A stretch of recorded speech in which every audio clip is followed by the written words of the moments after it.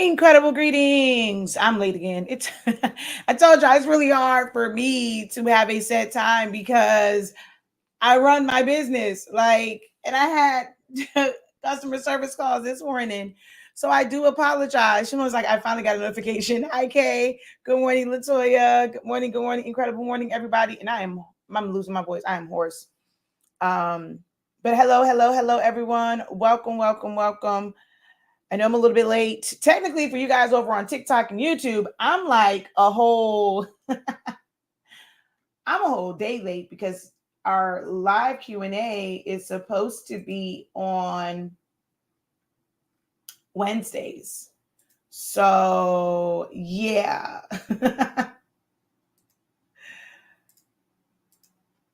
I'm a whole day late over here. But never a dollar short. Never that. But I had a customer service call this morning. So I had to deal with that.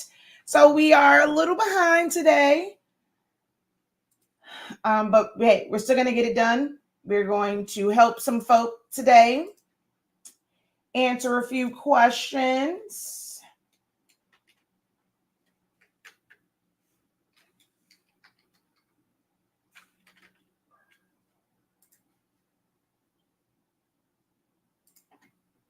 Let me go ahead and just get this all shared out. Hello, Carol, watching from work. Cheryl, how art thou? Thank you for sharing the video. I really do appreciate the shares. I appreciate the double taps as you guys come in. The comments just saying hello. Let me know where you guys are watching from. That definitely helps push the video as soon as we get on. So when you guys do that, it really does help the broadcast. Even if you can't stay very long, if you can drop a couple taps, as well as drop your, where you're watching from, or just say hi. Let me know you're in the room, or you at least got your notification and I came across your FYP.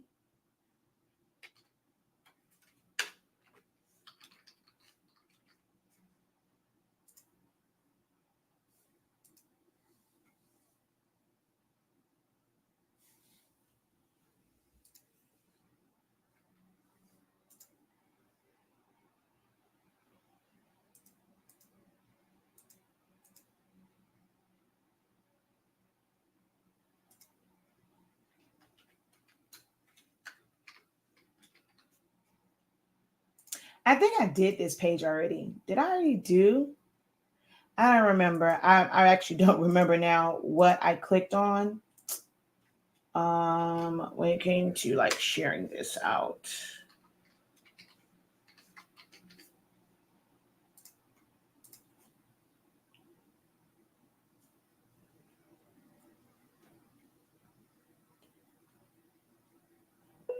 Alrighty.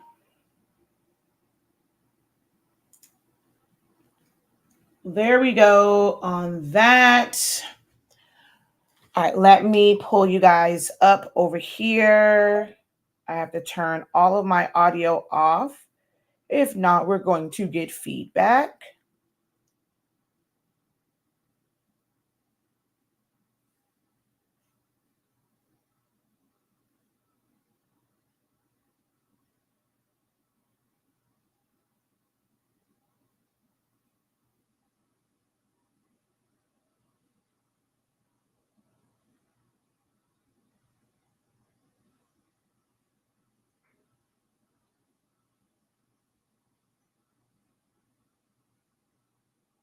All right, there we go. Hello, everyone. Incredible morning. Welcome in. Hey, just say thank you for checking in from West Virginia. Incredible morning, listening in from work. I'm hoping that the internet has been given back to the people, and who the F that I married doesn't still have people in the chokehold, so we can actually have people on this live video. Hey, Bevy Jean, Yolanda, incredible morning. Jennifer, thank you guys so much for hopping on.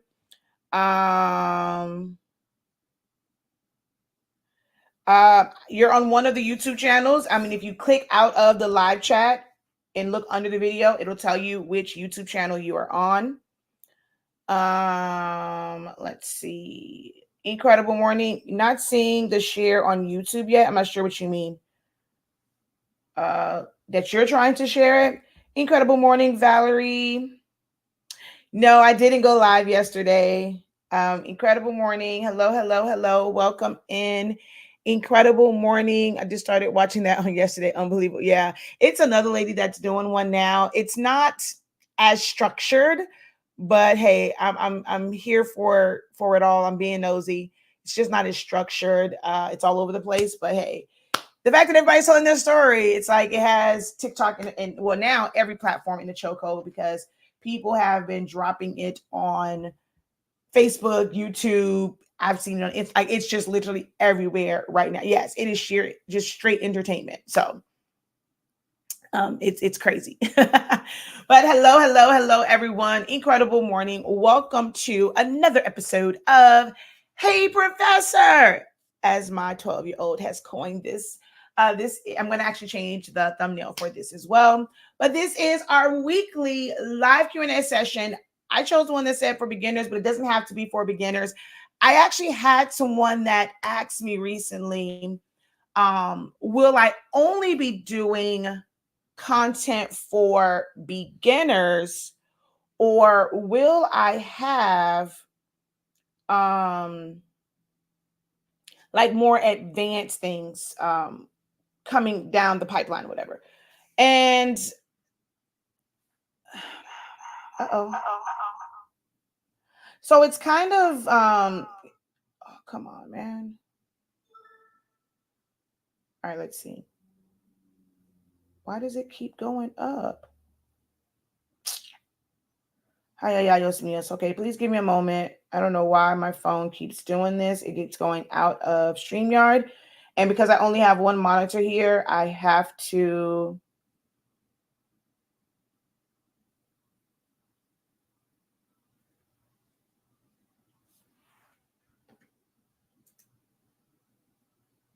Okay, yeah, I don't want to be on stage. All right, there we go. So, what's I'm saying? Dang it. This made me lose my whole train of thought. Dang it, what was I saying? I lost my whole train of thought.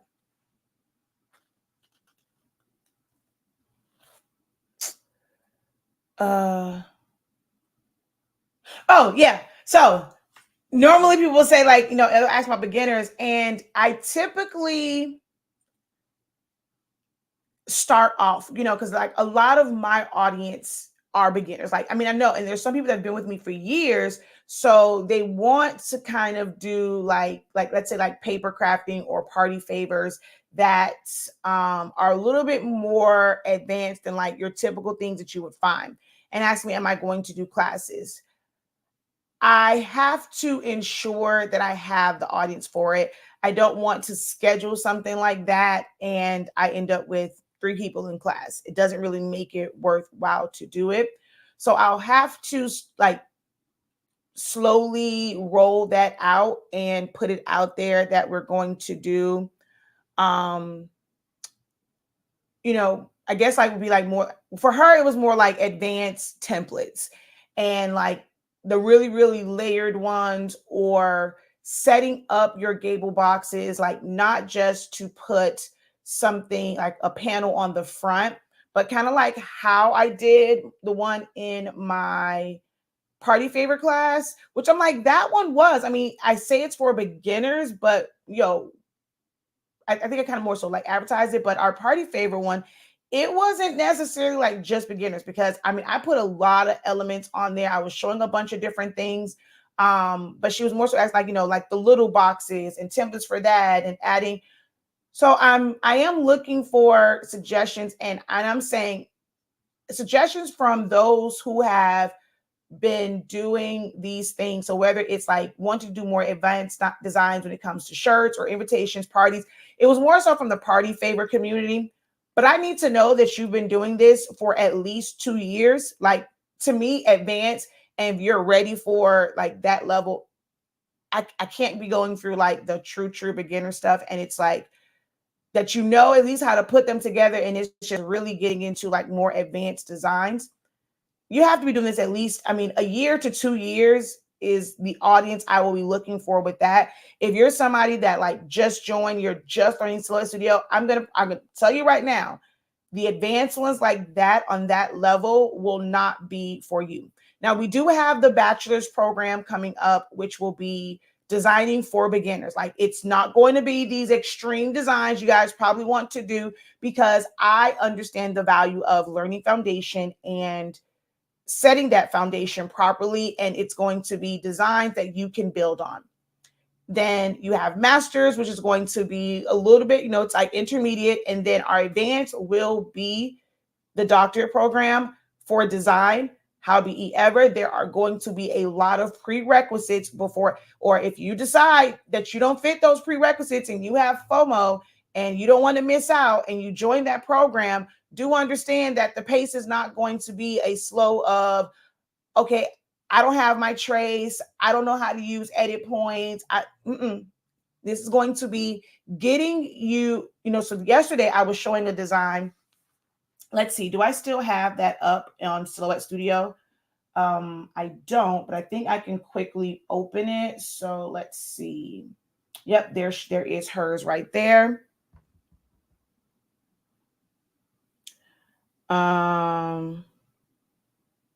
And let's,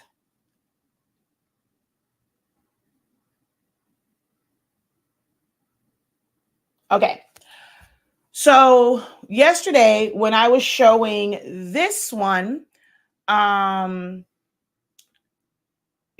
people were asking about, someone was saying like, I wouldn't even know what to look for, because this part right here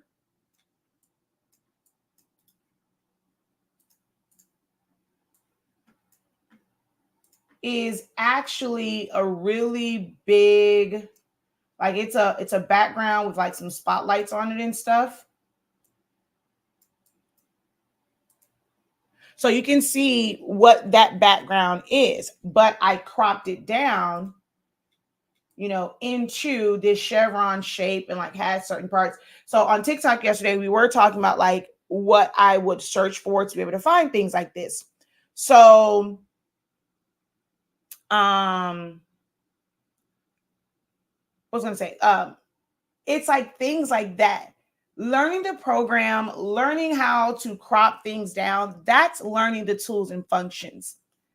Learning to design is learning or training your brain on what it is that you're really trying to do, being able to identify like what keywords you should be looking up on whatever site, wherever you get your images from. So I have quite a few places that I do pay subscriptions for to be able to find images.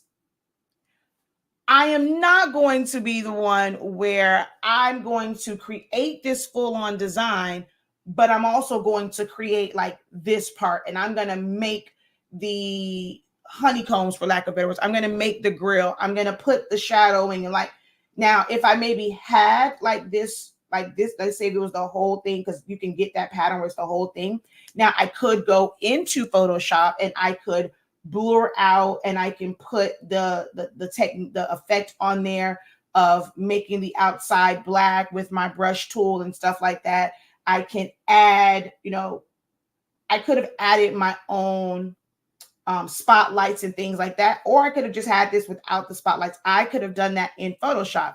Now, if let's say if I didn't find this, I could have done that part in Photoshop, but I am not the girly who is going to be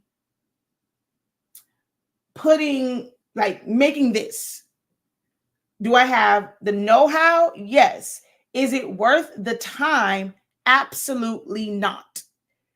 For me, I just feel like certain elements, there are designers and that is their job.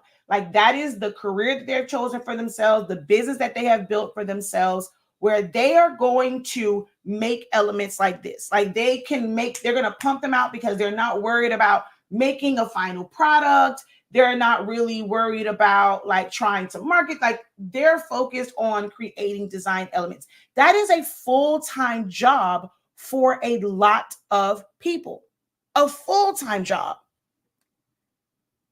And I thank them for it. Like, I'm glad that they have made that their full-time job. This is why we have hundreds and thousands or tens of thousands of images on Canva, on Creative Fabrica, on PNG Tree, on Vector Stock, on like different stock photos. You have photographers who will take pictures. Like, now everyone's trying to do it with AI, but like everything with AI is like all so like smooth, and it's just, it's too perfect sometimes. But you have people who are taking real pictures, and they take these pictures and they're what's called stock photos.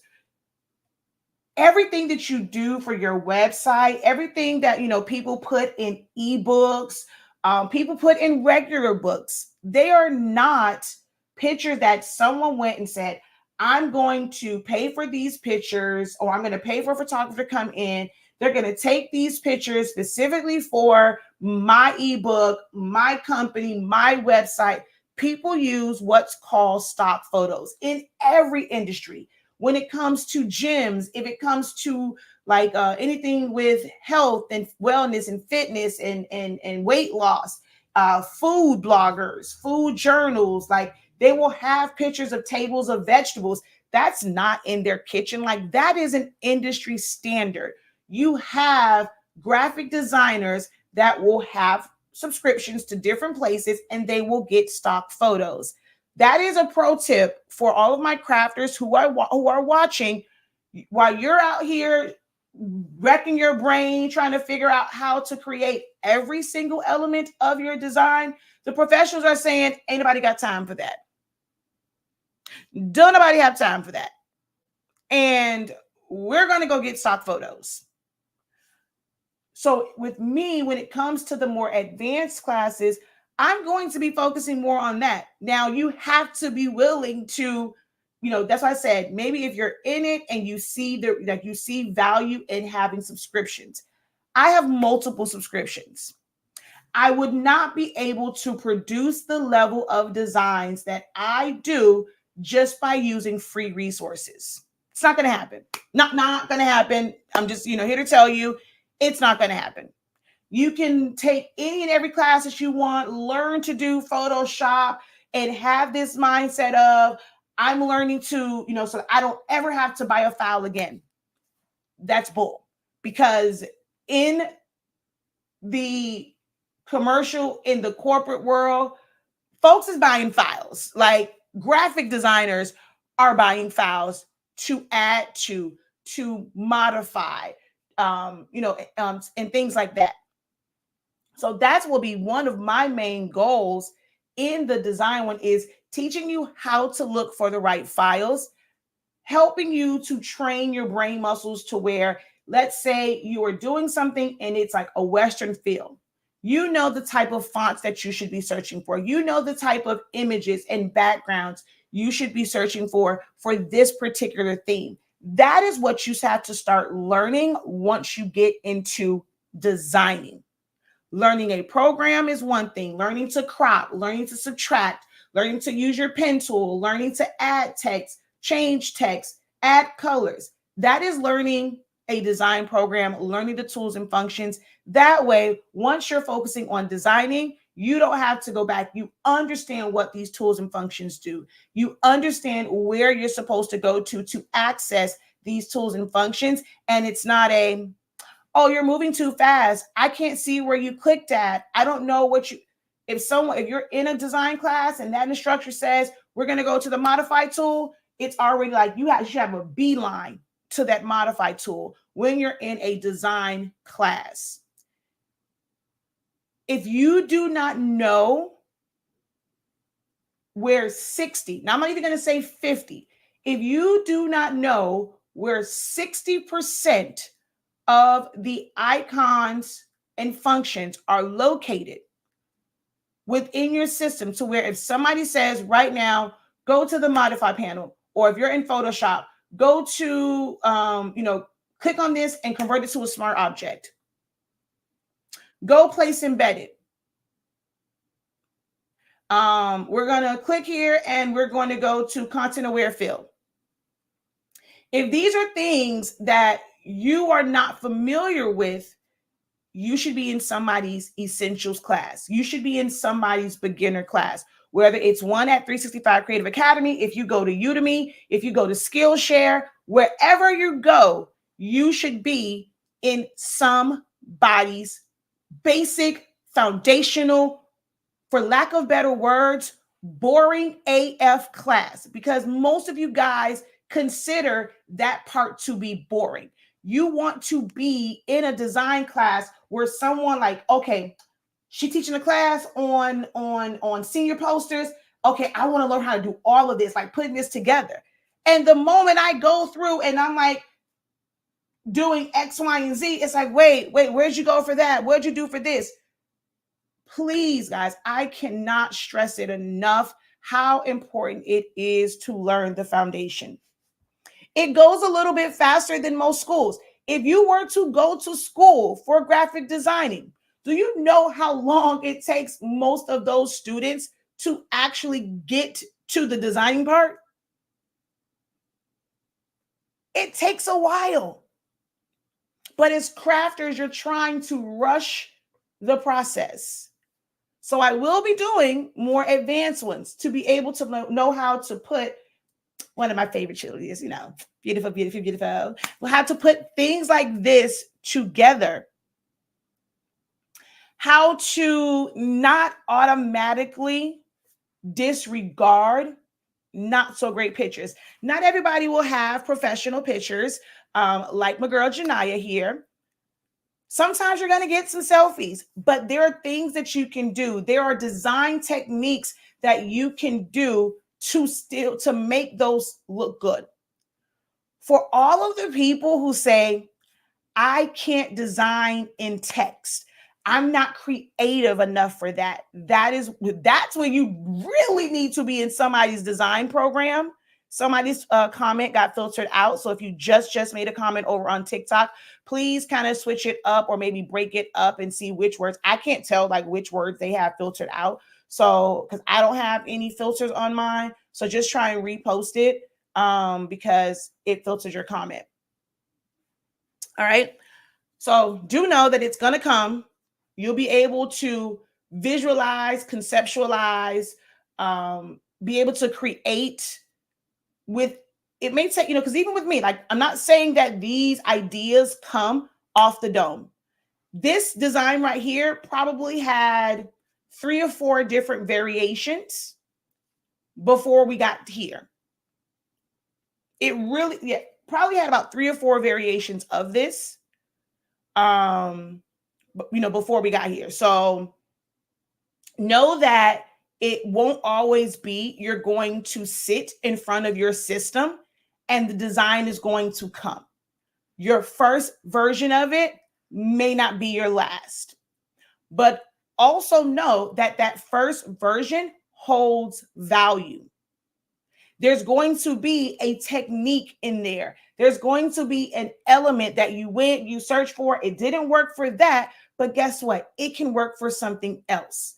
Don't look at your first versions or don't look at the designs that you scrapped as just being trash. Don't delete them.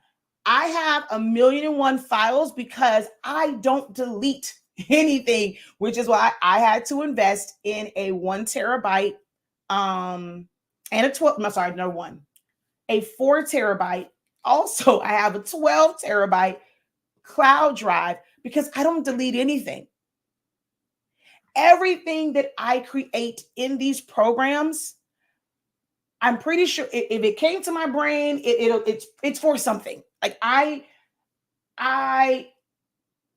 without a shadow of a doubt, I know that it came into my brain for something and it will be used for something. This is why I am I create long titles for stuff. I'm very descriptive a lot of the times in my titles. I will put something, if it's not a final design, I put draft on it. So if I wanted to go and just look for something, and let's say I don't remember exactly what I named it, I'm going to put draft.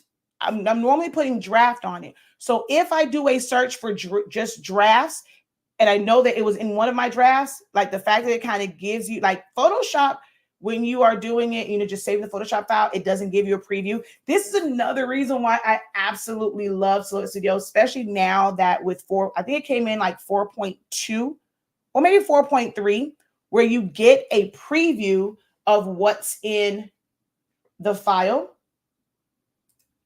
Like seeing this. Now, if I'm on, let me go over here.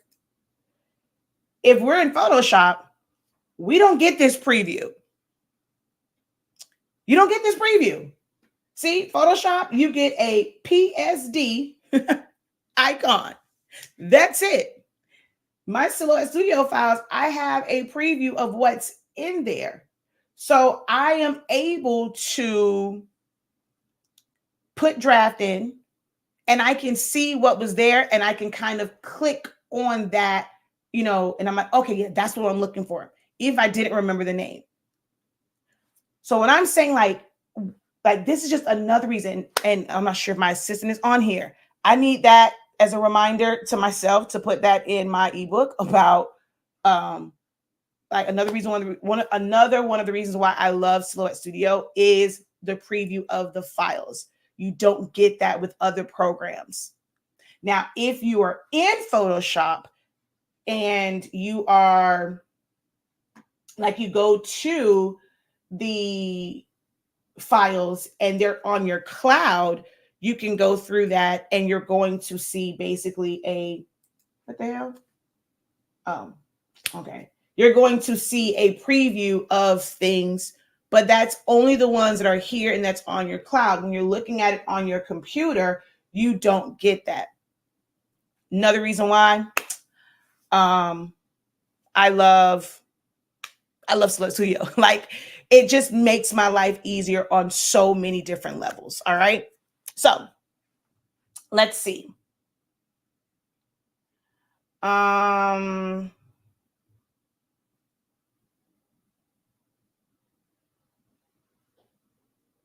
Thank you.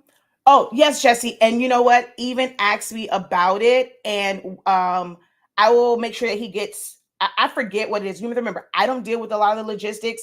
I think he tried to email, and then I think I end up emailing, and I saw the email, but it came to my email and not his. So I will make sure, and it keeps slipping my mind.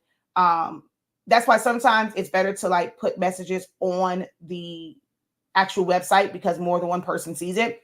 But I will make sure that I forward that over so that he can do whatever it was. Because I don't even remember what, because I think I emailed you the wrong, because there was a couple people that he emailed through the website and they didn't respond back for different reasons. And I think I mixed it up. So yours might be one. I'm not sure if it was just the address for yours, or if it was that, because we had a glitch with the system where some people were not charged for the 8.5-inch rolls of sublimation paper. So I don't remember. So I will forward it to him, and he should take care of that today or tomorrow. Okay. Okay. So I just got out and come back to be able to comment. New phone. Okay. The beginner's class, I'm not ashamed to say I'm a newbie. Again, I say I can't see why I want to learn another program besides Silhouette Studio. Now, there are thank you so much for that, Cheryl. There are, benefits to learning other programs. You are going to get to a point to where you definitely need to learn a different program. In this particular design, this part right here is not something that I could do in Silhouette Studio because it has what's called a blend mode. So there is a picture of the schools. There's certain things over, and I know we talked about tints and adding like tints and stuff to things, but this is doing a blend mode with a color overlay is a little bit different. Blend modes for this part here. Would you believe me if this was purple? This one right here has a black outline around it. And there's this thing that's called the blend mode is screen. So you make it screen to remove the black, and you just see the white, the white elements on top of anything. And then there's a color overlay over the whole thing, like over that, like over those layers. I don't know if this one had like grouped and it was a color overlay over the whole thing. I don't remember if I used smart color. I probably used smart colors. And then like, so it's a lot of things in Photoshop. So for this particular background, I did have to create this in Photoshop, but it was easier for me. Once I had this part done in Photoshop, it sounds crazy, but it was definitely easier for me to now come back over here and actually create the rest of the design. I know it sounds very crazy, but it definitely is. Things like the outline on 2023, you cannot get sharp outlines like that in Photoshop. When you do a stroke, it rounds it off.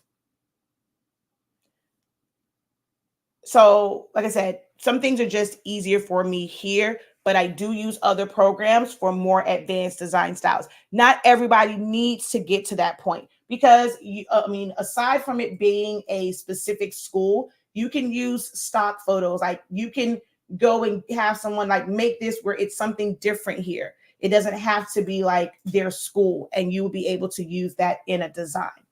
So at some point you will, you may, like I say, you will, but you may need to learn like other programs, even if it's not Photoshop. I mean, you have Photo P, which is kind of a free version of Photoshop that is web-based. So there are some limitations. And you also have, well, Canva can't do all of that because Canva doesn't have blend modes either. But, you know, like I said, in the description, it's kind of funny that you said it. In the description, I think I have in there that I can help you with questions from Silhouette Studio, Photoshop, Canva, and Cricut Design Space. I don't really use Cricut Design Space, but I know Cricut Design Space to where I can answer questions. But Silhouette Studio, Photoshop, and Canva are ones that I frequent, and I go back and forth between those different platforms to create designs. Okay. I just really love your teaching style. Also, you are very informative. Thanks for all you do. Thank you so much, Dee Dee. What edition of Photoshop do you use? It's just the most current version. So I'm not sure what you mean as far as like what version of Photoshop. It's just Photoshop. I pay for it. I have the full I'm not sure if you mean like that. I have the full Creative Studio. So I have access to every single program that Adobe has, but you can get Photoshop by itself. Now, Photoshop is just Photoshop. So we can go there real quick.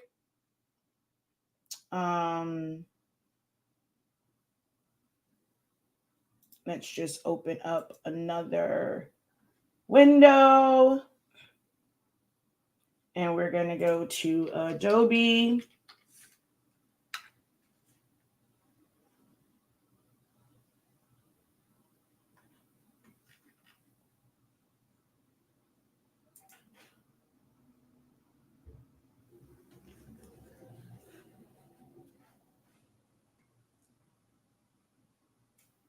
Now they're saying save 40%, but so it's for the first year only. They have a plan going on where you can save 40% on Adobe for the first year. If you are a teacher, if you work if you actually not even say a teacher or student, if you have an email address that has edu attached to it, there is, but you have to sign up through that particular email. That's kind of how they do the verification. I believe with Canva, it might be free. But with with Adobe, there is a discounted rate for students and teachers, like basically anyone with like an edu email address. So that's a little tip for you if you're interested in getting like Photoshop or whatever. So Photoshop, some people will ask about like, what edition, do you use? And it's not necessarily an edition of it, but there are different price points for Photoshop. And so this is the one for all of the apps, and it is normally $60 per month. With the 40% off, it will be $35.99 per month for the first year. Of course, after that, it'll be $60. If you end up using all of them, it is definitely worth it. I use 4 of them: Photoshop, Illustrator, InDesign, and Lightroom. So it's definitely worth it. I'm going to go to, wait, why are you not showing me? I just want to see Photoshop. I don't want to go Creative Cloud. Did I click on the Creative Cloud one? Maybe I did. Okay, yeah, I was on, no, Feature Products, Photoshop. Why are you taking me to Creative Cloud? I don't want to go to that one. I want to go to the one for just Photoshop. Okay, actually, I think, okay, I can go to Compare Plans. This is not, because there's a $9 one. Did it go away from the $9 one? Because this one has Lightroom and it's $19.99, but I could have sworn there was one for $9.99, if I'm not mistaken. Maybe I'm tripping.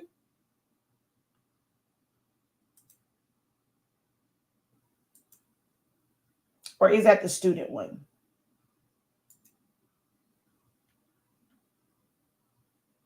Okay, I knew I wasn't crazy. I was like, wait a minute now, hold up. I know one. So the difference in it is, so if this is what you mean as far as what edition or what version do I have for Photoshop? And I said, I use Creative Cloud, but they have different plans. The $9.99 plan, not the Lightroom, this $9.99 right here. Okay. And this one over here. So this one is $20. This one is $22. The difference is you get 20 gigs of cloud storage here. You get 1 terabyte here. So remember when I was showing you the part where you can click on it and you can see all these files and you can actually see what's in that? Those are on the cloud. Anything that was just the blue PSD or like the Photoshop icon, that is on my computer. That has nothing to do with the cloud. You can make as many Photoshop files as you want. You can save as many of them on your computer. But as far as what will be stored in the cloud, that is what's limited in each plan. So here it is 1 terabyte. Here it is only 20 gigs if you do $9.99. If you add additional $10 and get the $19.99, the Photoshop does not change. The Photoshop is the Photoshop. It doesn't change. The only thing, you still get access to Lightroom. The only thing that changes is you have 1 terabyte of cloud storage. And then this one is, so with this one, it is, oh, okay. So if you pay monthly, it's actually $34.49. Only if you pay for it annually do you, it basically breaks down $22.99. I'm guessing, I guess if you select the annual plan and you're committing to paying it for a year, because then this says prepaid, like for 1 year is $263.88 if you do this. Okay. This one gives you only, so this plan, it says 100 gigs of cloud storage, step-by-step tutorials, Adobe Portfolio, Adobe Fonts. You get access to Photoshop, Adobe Fresco, which my girl, Coco Twins, she uses that one instead of like Procreate. So Adobe Fresco is something that you would be able to use on like an iPad with your Apple Pencil. Coco Twins, I know, uses that one instead of like Procreate. And you'll get that with this. You have Photoshop Express, Adobe Firefly. Now, I do believe this one may have, so with the regular $19 one, or you can do $239.88 for the year. This particular one, you don't get Fresco. Now, the other one, you do get Fresco, but you also get less storage space.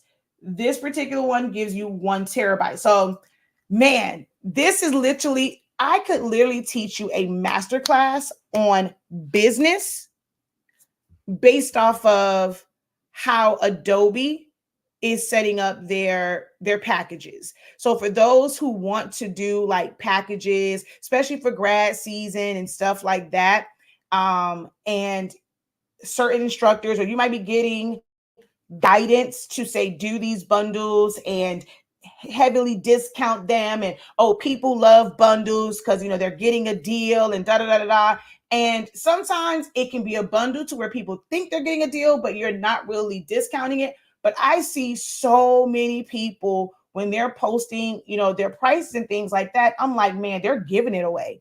Just because you're bundling it doesn't mean that you give this steep discount. It can be a very small discount, but they have different pricing structures, but what you get in each one is different. If you value storage more and you don't have an iPad, then this is all you're really going to need, because that's really the only difference. You get Lightroom Classic, you get Photoshop Express, which I think Photoshop Express might be the one for there's an iPad version for that one. Adobe Firefly, you get 1 terabyte of storage. You're still going to get step-by-step. You're going to get Adobe fonts and stuff like that. Photo management, photo editing, well, it tells you what it's recommended for. Access to the latest features. You get 500 monthly. So there's this thing like generative fill, and it's basically AI. You get 500 credits in this particular Photoshop plan. So it's not that it's a different edition, it's just a different plan. Whereas with this one, you also get 500. There is no Lightroom in this version, which most people don't need Lightroom. If you're not a photographer, I know I saw graphics, was it Digital Graph? What's his name on here? Graphics Digital mentioned about shooting in RAW. That's a lot of people who will use Lightroom for photo editing and things of that nature. So you don't get Lightroom over here. This is just for your regular Photoshop editing and switching stuff up, drawing and painting, graphic designing, compositing, stuff like that. So you get Photoshop, Adobe Fresco. There's no Lightroom here, but you only get 100 gigs of storage space. So it is still more. It is, also, yeah, for video editing. There's more storage than the $9.99, but you don't get Lightroom, but you do get Adobe Fresco. Now, Adobe Fresco, if you have the whole Creative Cloud, you're going to get access to that. So if that's what you mean, me personally, I have the Adobe, I have the Creative Cloud, which I'm recommending this. Let me tell y'all should know, I'm really for the people. I have a whole affiliate link for this, and I always forget when I mention Photoshop. I forget to. Now, if you want to get Photoshop and you hear me saying that I'm forgetting to mention my link, please send me a message so I can send you the link before you sign up for Adobe Cloud. That way your girl get the credit, because I always forget that your girl does have a whole affiliate link, and I'm always recommending stuff. But to let y'all know, I'm here for the people. The affiliate links are cool. It gives you a little pocket change, a little bit of gas money, a little bit of Wawa's money for my frappe, which, I don't mind you guys sending cash apps. I am addicted to Wawa's. Oh, wait a minute. I just remember somebody gave me a Wawa's gift certificate, and I just paid for Wawa's coffee yesterday with my own money. And somebody gave me a Wawa's gift, an e-card. I got to remember that I got that for my birthday. Hold on. And I just might go to Wawa's just for the hell of it. I think I'm going to go to Wawa's today and use the gift card. Wait, it wasn't my birthday. What did I get that for? Because it was for Evan's birthday. But she said I can use it. Because she said he shares me with the world. So it wasn't even for my birthday. It's technically Evan's gift card, but she sent it to me and she said it was for us. So us minus him is going to Wawa's after this to go get a frappe. But if you ever want to give, to the frappe addiction, HS Sync 365 on Cash App. Thanks. Man, I need to learn this software. I am new here. Welcome, Miss Campbell. How art thou? You are in the right place if you really want to learn this software. Like I said, mainly I teach Silhouette Studio, but we end up going into like, because someone asked a question about Photoshop. So yeah, send me a message so that I can get you the link. That way I can receive credit for you signing up for it. Incredible morning. But yes, he's like, I have $10 a month. I don't know nothing about the cloud storage. Well, that's where, like I said, when you save it, if you save it and you see it here, everything here is on your cloud storage. And it's basically stored on Adobe's cloud versus on your computer. And you only have so much. So you have to be careful. Like, it's not about how many files, it's how much data is in each of those files.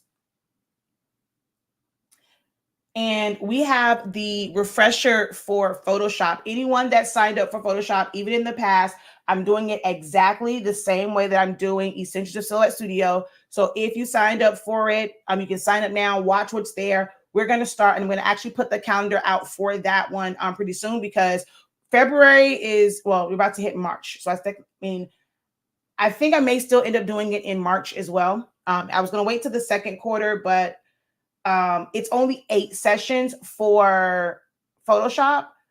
So I think I'm going to start in March, do it through like April. I think I may do it that way because I have some other things, like when it comes to grad stuff, like it's a lot of other things that kind of like classes I have to put in there. So I think we may end up doing the refresher for Photoshop starting in March, which means I need to put it on my calendar for my assistant. But yeah. But you're definitely in the right place to learn Silhouette Studio. I come on this platform, and this is our segment that my son coined as, "Hey, Professor." This is where you can ask questions. So if you've opened it and you're just basically like, I don't really know anything about this program. Yes, I want to know more. I want to know. Thank you so much for sending the message. I mean, she is serious. She's like, I am interested in Photoshop. That's what I'm talking about. I love people that take action. Yes, yes, yes, yes, yes. Okay, so like, it's a little side moment. I don't know, Sandy, if you have watched Who the F Did I Get Married, but I guess, I'm not sure there's like maiden name or like middle name, because it says McCoy. Not sure if you know, like that's that. It just stood out to me. I'm so sorry. Like, I'm not trying to put them folk on you, but it's just that it stood out to me because I haven't actually, when it popped up, I on here, I just looked at the fact that it said Sandy and that was it. But when it popped up on the notification that you sent me a message, it just shows the first part. It didn't show your last name. So McCoy just stood out to me. And I just kind of chuckled inside because I'm like, Lord, McCoy is all over these TikTok and internet streets because of the Who the F Did I Get Married? Who the F Did I marry? But anywho,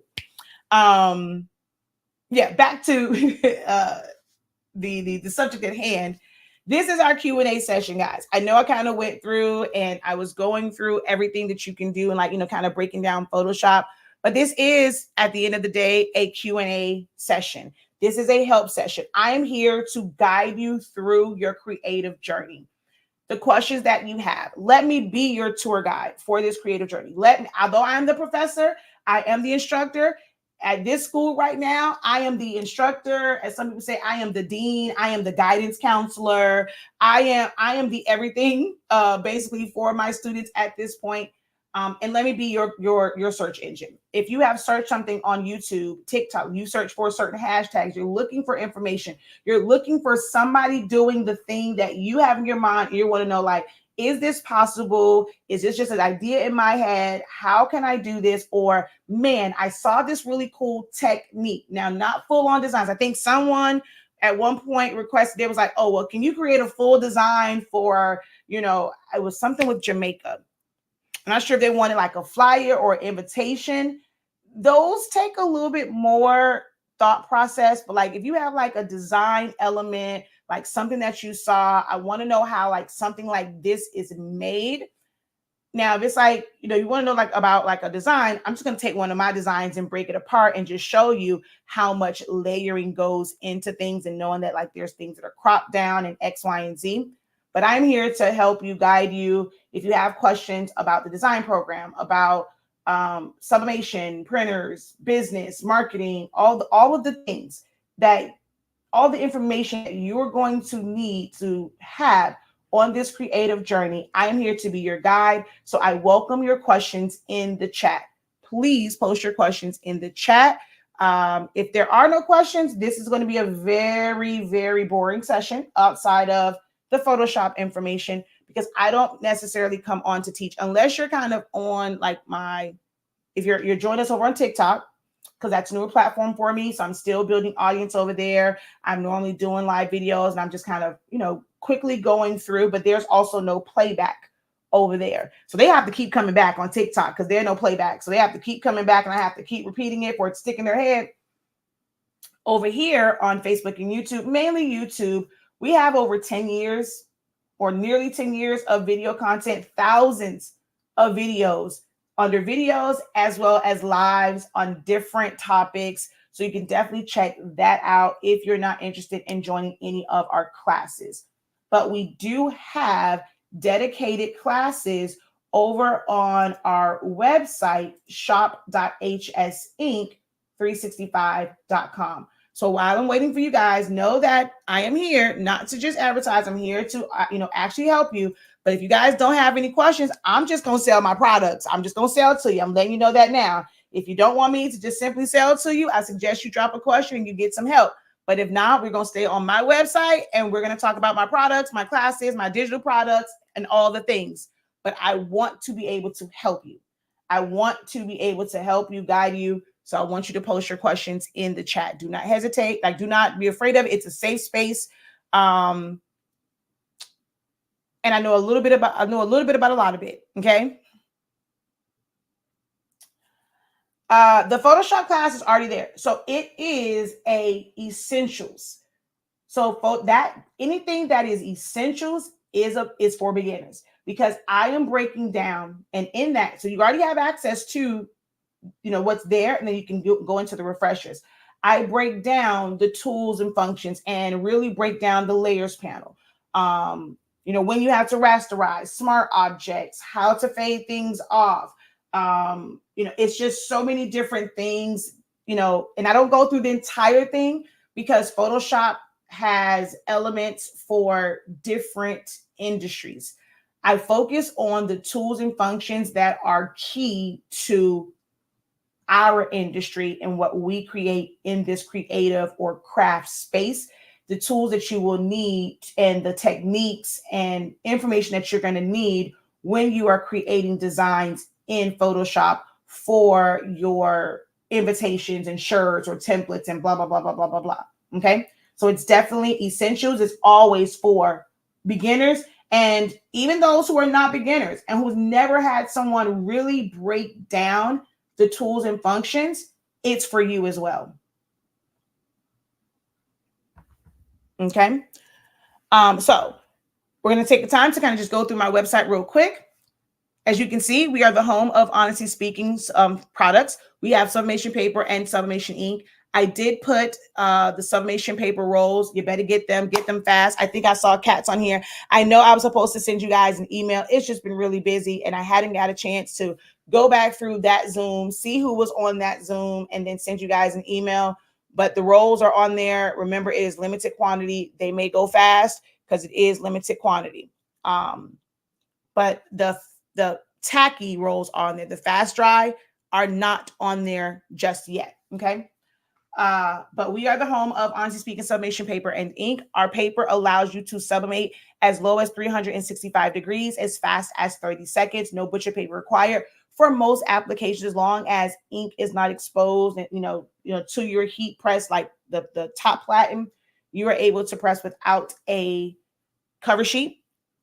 And it's not going to bleed through. Nothing will get on your heat press. I will bet everything on that. Of course, as long as, like I said, if it's not exposed to ink or you haven't cut it down like super, super close, because it gases out. Now, if you have it cut down too close, hey, that's what's going to happen. But that is something we also teach in our sublimation seminar. If you may notice on our website, which I actually, the collection is gone, but I do have to remove all the other stuff. We do not have any products for the 812 printers anymore because it was just we tried to kind of keep up with it, but I just can't deal with the people not taking responsibility. Like, hey, you're converting it. This is what we put this disclaimer out. And even with the disclaimer, people try and do, if we say no, we're not, you can't return it. They try and do chargebacks. I've won every single chargeback because it's clear as day. You understand what you're taking on. No, you can't get your money back. It is what it is. I never guarantee they're going to work on your printer.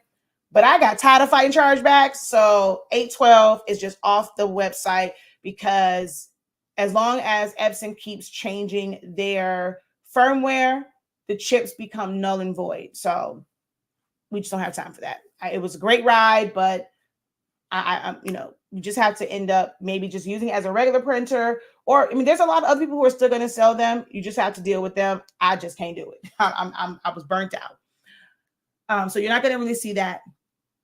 Here is Essentials of Silhouette Studio. And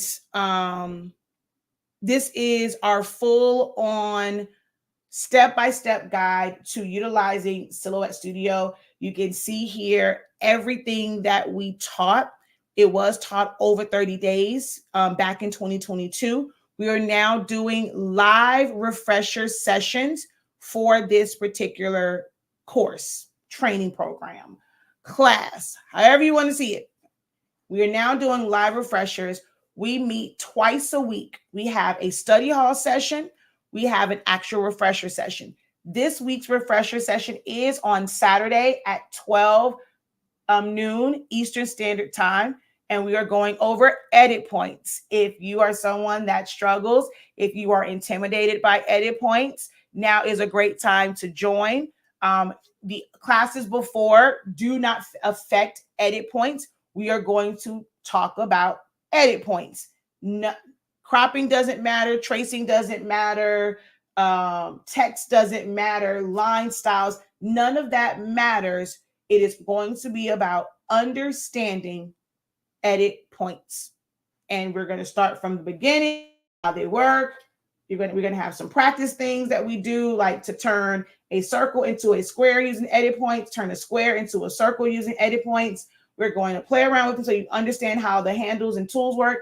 And then we're going to manually trace so that you see the ins and outs, changing the angles, changing the corner, changing to smooth. You're going to be able to experience all of that in this session on Saturday. If edit points intimidate you, you don't want to miss Saturday. Okay. If you are enrolled and you have not been to some of the live sessions and you're just watching the playbacks, if edit points is a thorn in your side, you don't want to miss Saturday and being live on Saturday. Okay. Man, what's going on? The numbers were up there and now they're just kind of gone over here on TikTok. I don't know what's going on over there. I don't know if I need to probably reset that. And then here we actually have some more. Well, I have more in the vault. Some of them will be exclusive to the vault. Some of them I will bring over here, like more of our paddle ones, like my paddle setups. But we have templates for grad fans. These like some of the classes that are on here. So like stoles for beginners, the one for graduation fans. And then we're going to have, there's one that's going to come up.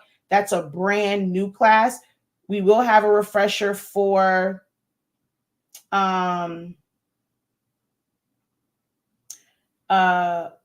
this one. And then there is some other classes on like the fans.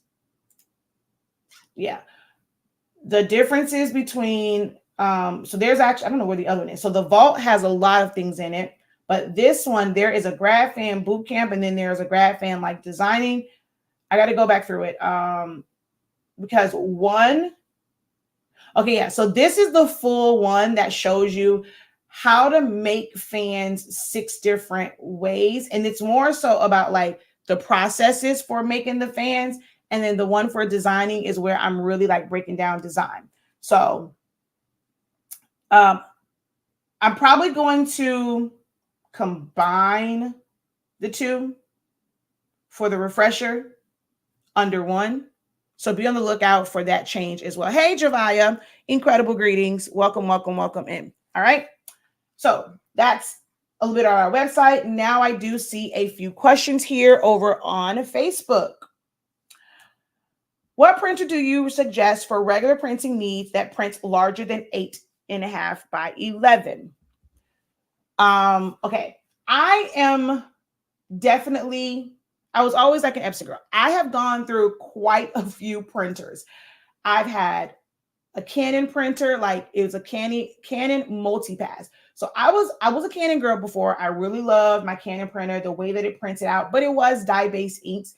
And back then, what I used to have to do is spray, was it Krylon? No.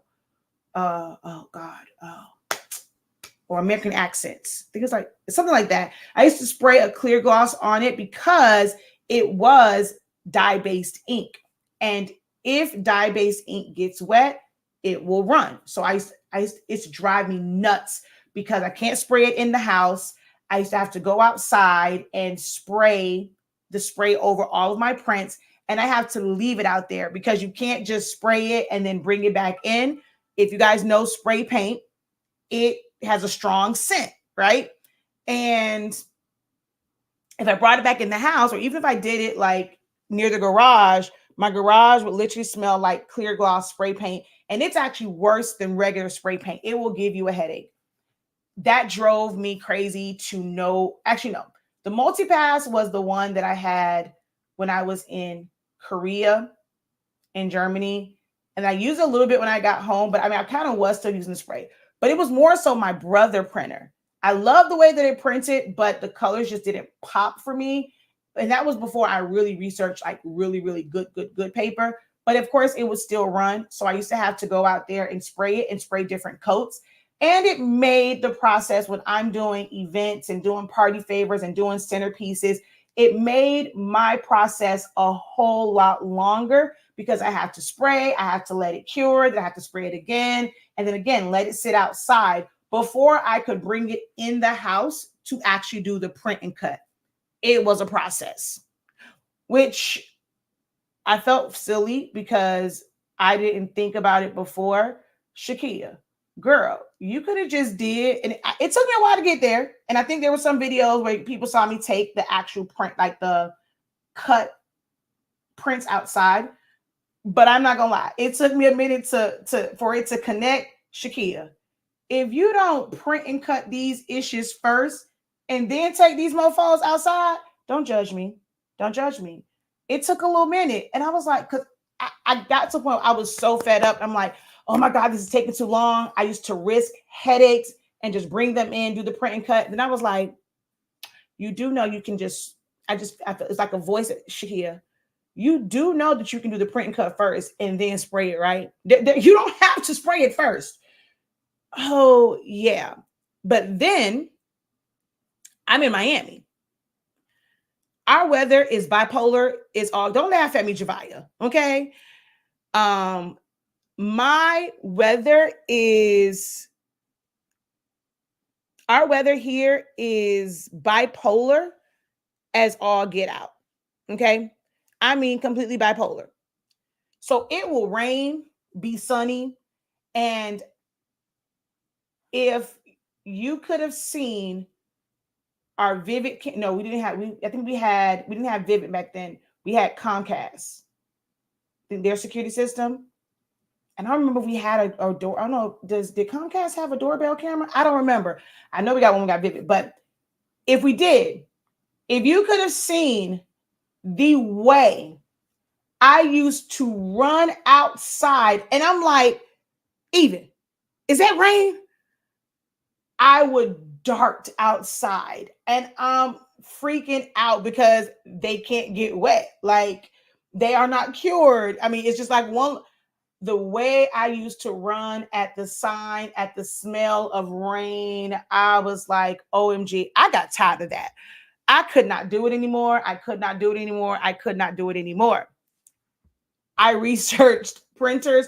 This is when I really got an obsession for printers. Came across Epson printers. So I said all that too, because trust me, it's a point to it. I am an Epson girl. because of the fact that the Epson printers that I was using, they use what's called pigment ink. Hold on, y'all. My phone is going. I'm like, I forgot to charge this one up last night. Hold on, I gotta grab my charger.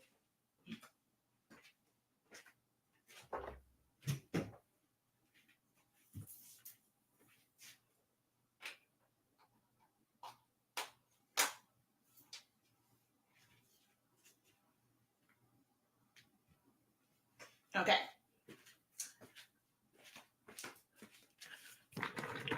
So I am an Epson girl because of the pigment ink. What pigment ink is it's just like regular ink. You know, all these printers are inkjet. If you don't know, Sublimation's inkjet, EcoSolvent, like your rolling printer, all those are still inkjet printers. Sawgrass, inkjet printers.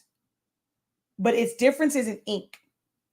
Pigment ink is water resistant.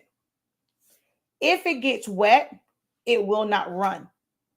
Now the paper can, depending on the type of paper you're using, it can warp and stuff like that, but the ink does not run with pigment inks. So that was more important to me than certain colors.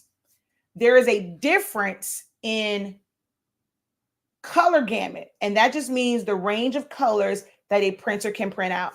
And even though both printers are like for me, like basic printers are still CMYK, right? They have a black, cyan, magenta, yellow. That's it. Dye inks, because of how they're made, if you look at them, they're very dark. The yellow looks like orange food coloring. They can pick up a different color gamut just with CMYK than pigment ink can. For pigment ink to pick up the same color ranges as a dye base, you need those printers that have like light magenta, light cyan. There's some printers that have reds and things like that. You have some of the large printers that have specific colors like oranges and greens and red. Like they have inks for those colors.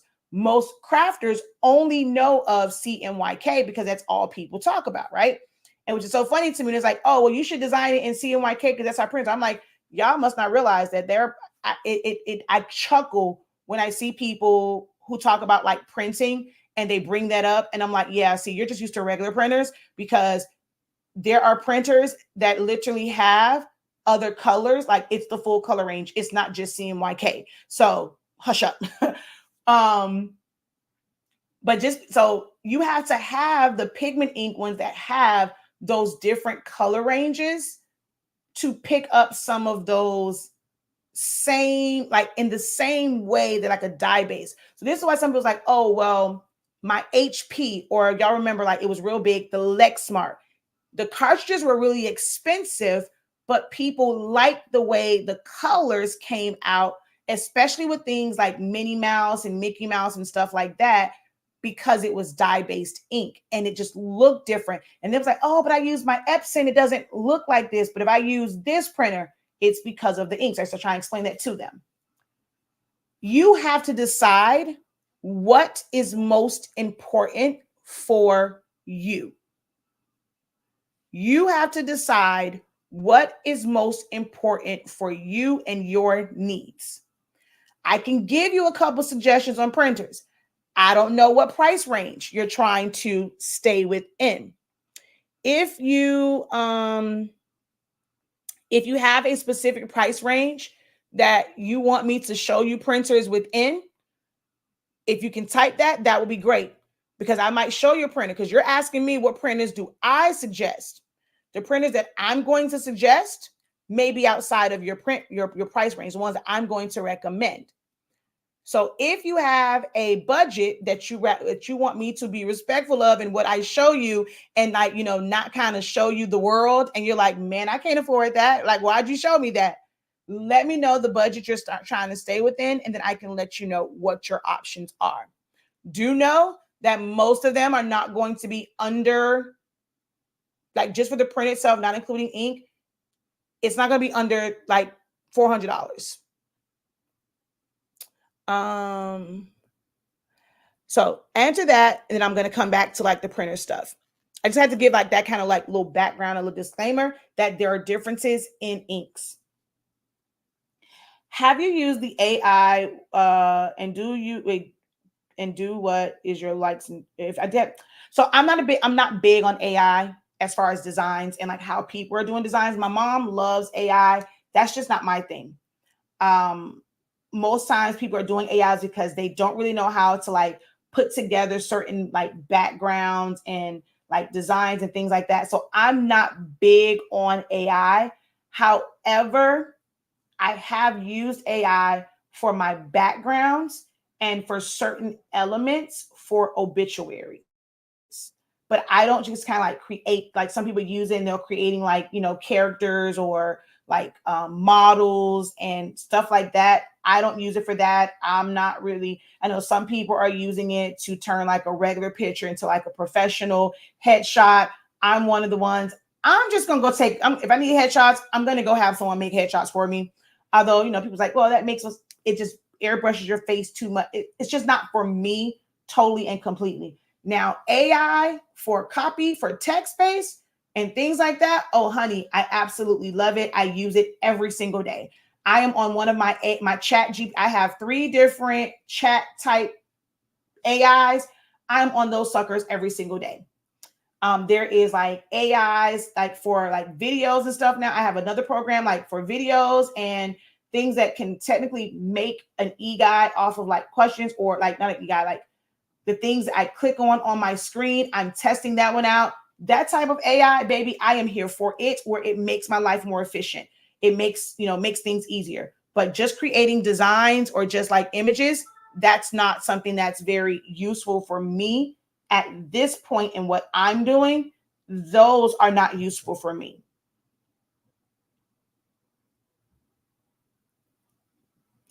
Um, yes, we had a sublimation seminar. It's on our website.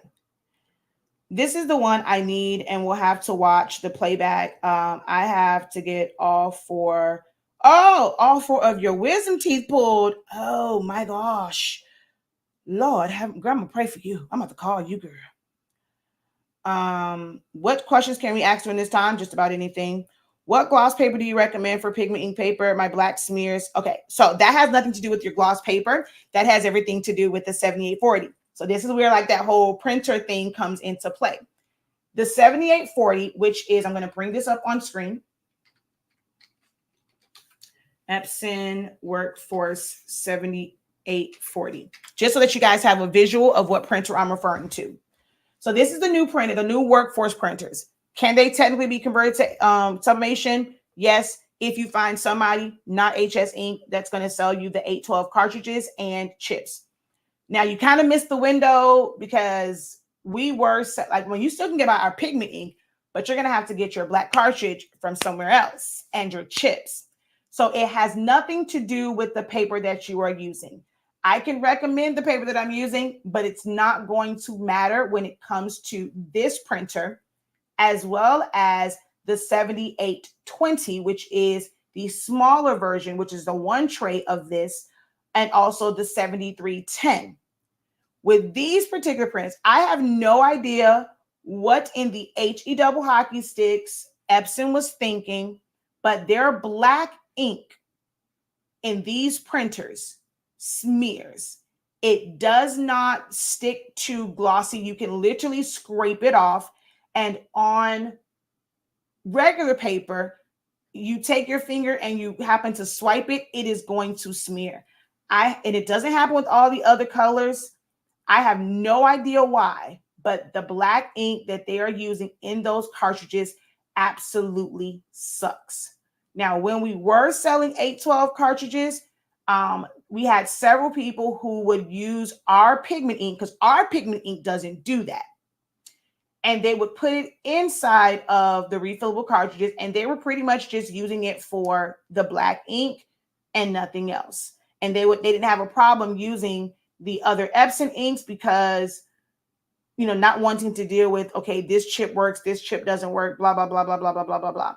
If we were to bring back anything, I probably would just focus on the black cartridge because I just don't want to deal with all the other ones for the pigment ink, because that is a major issue. That is something where you really need to have a third-party cartridge.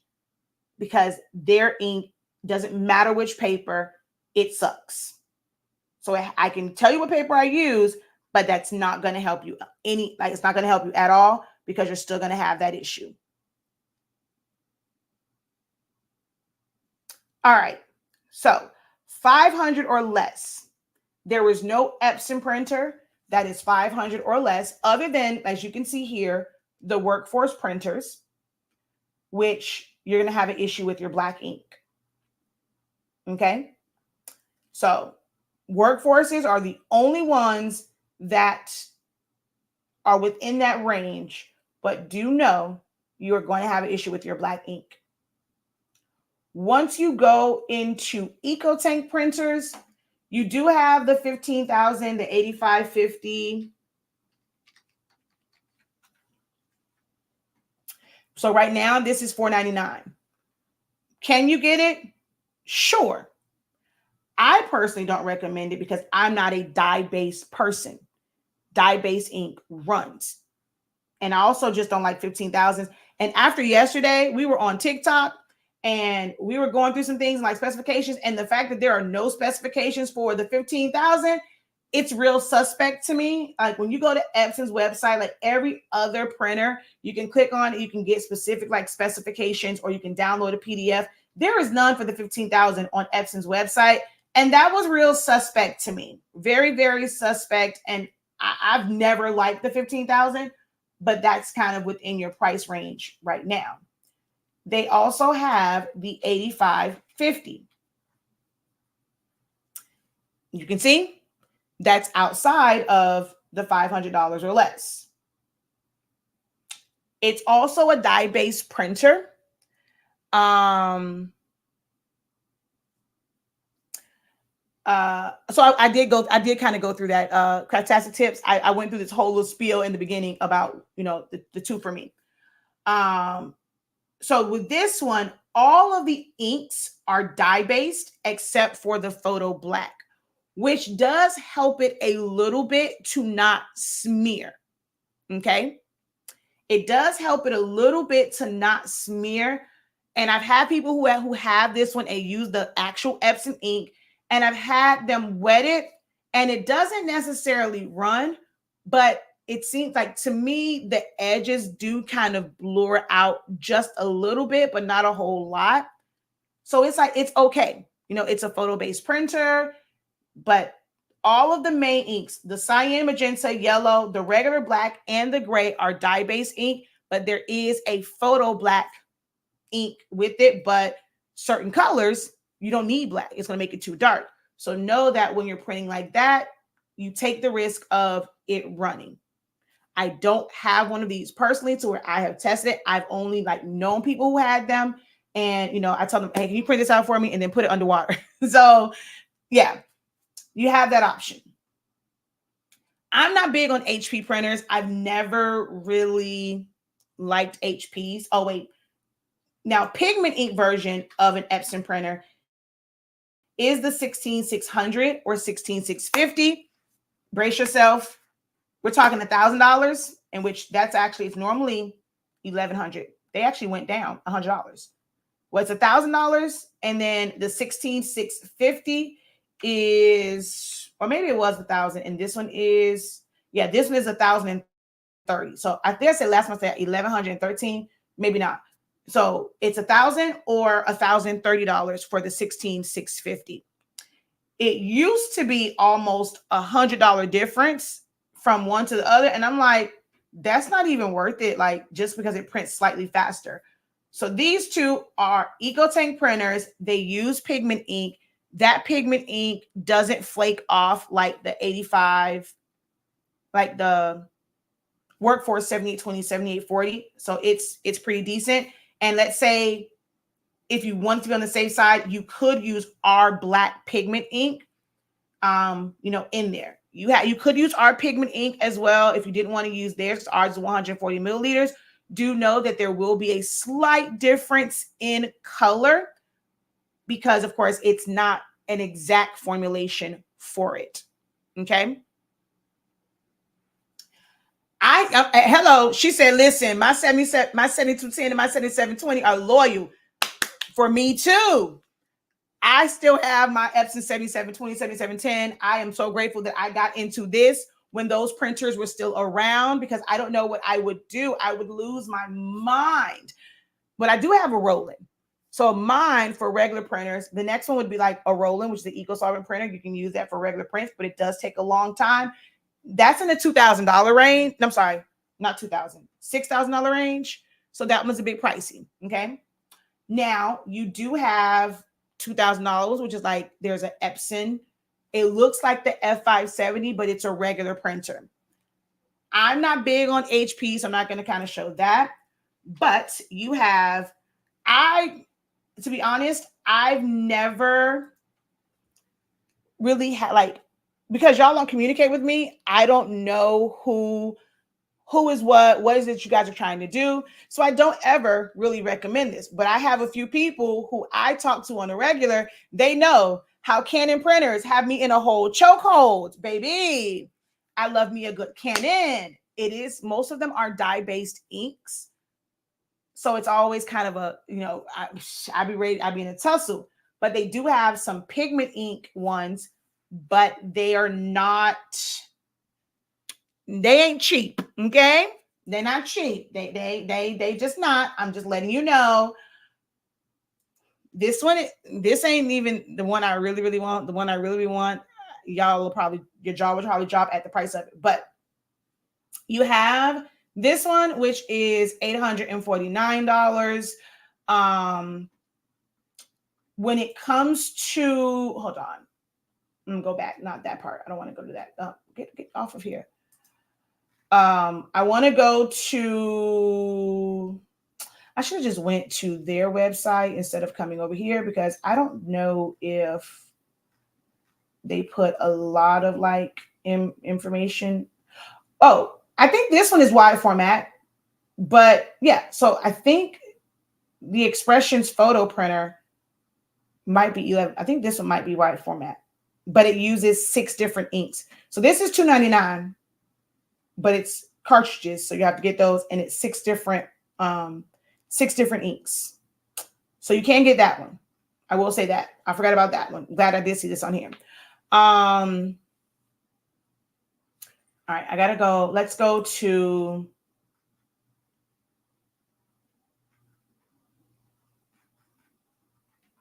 let's go here. So yeah, 13 inches. This one has it has, panorama printing, borderless printing. It is $849 most places. Okay.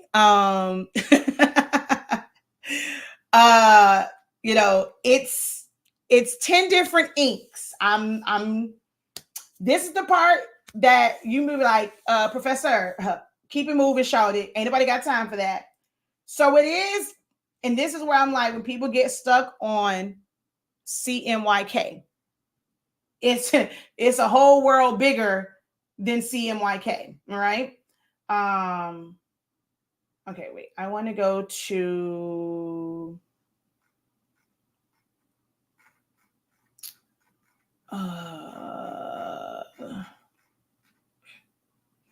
so you have matte black, magenta, light magenta, cyan, light cyan, yellow, gray, red, photo black, and then there is a chrome. I mean, it's like a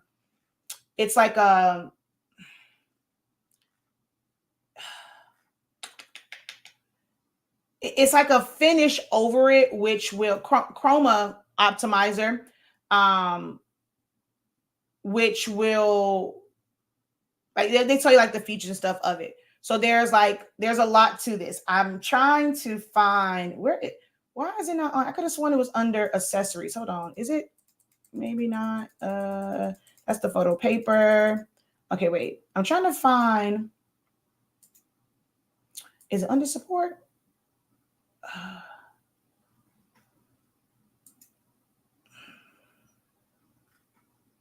Okay, no. I'm like, I knew it was under accessories.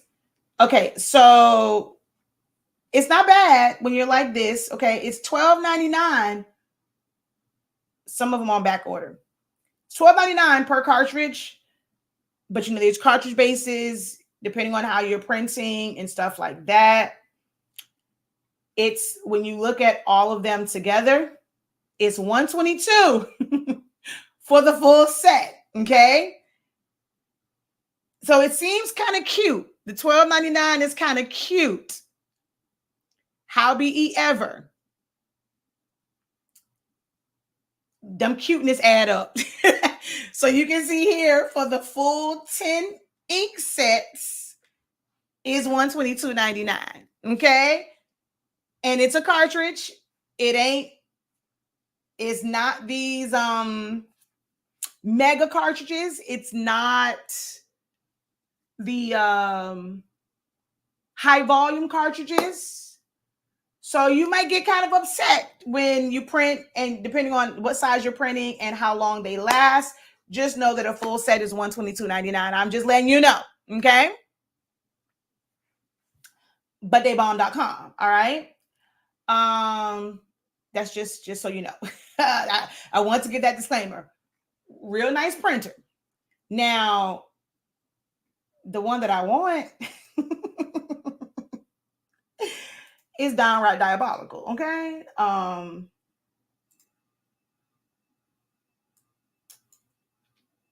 Oh, wait, you know what? Okay, hold on. I'm going to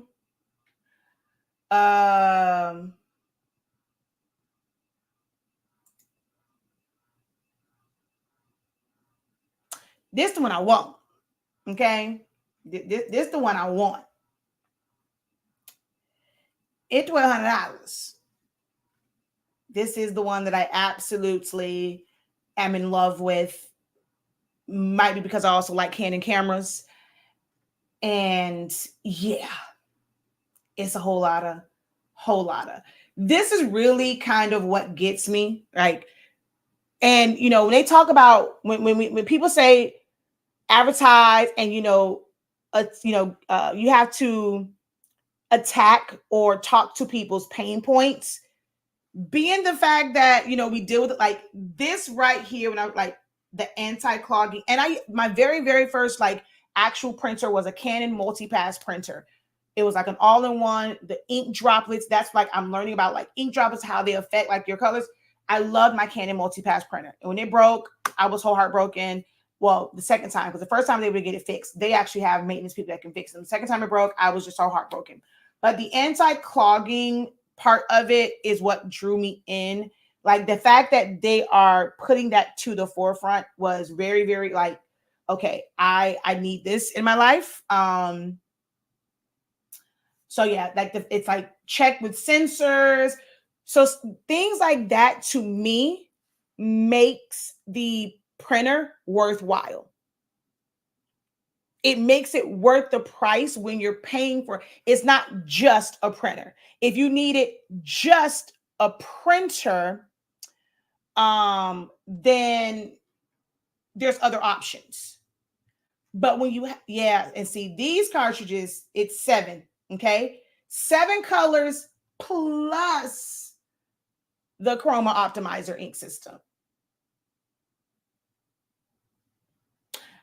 So it's a whole lot of going on. It's a whole lot of goings on. And so see, this is what I'm saying. Like I'm telling you, when you take the time to read through websites and you start to understand color gamut, if you look at videos about color gamut and they're showing you this thing and like the ranges that it picks up on, you understand why like certain printers, the value or the price of it, like it's worth it to me because I'm looking for those things. If you don't know anything and you're just like, I just want to print some chip bags, I just want to print out some stickers, this ain't, if people who are photographers, they're looking for a certain quality, this is going to be worth it for them. You have to also remember that this printer, although it's wide format, it's more so like for photographers, if they're printing out like certain pictures for their clients, a lot of times it's not like this mega like package, and it's more so like for photographers. And so their print yield is based a lot on photo sizes. So photo sizes are not your typical 8.5 by 11, 11 by 17, 13 by 19, stuff like that. It's like your 8 by 10s, 5 by 7s. There's 13 by 19 and like 12. So that's kind of what their yields are based on, in that this is a photo printer, which is very appealing to photographers. And since, I like to pretend like I'm a photographer, sometimes this is one of the ones that just spoke to my heart. Like, I just love me a Canon printer. And so, y'all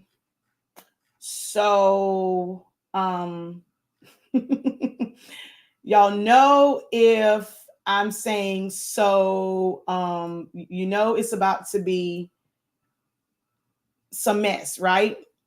It's about to be some mess. Oh gosh, where are you? Okay, wait, no, let's go over here to no, that's not the one I want. Support. Is it under support?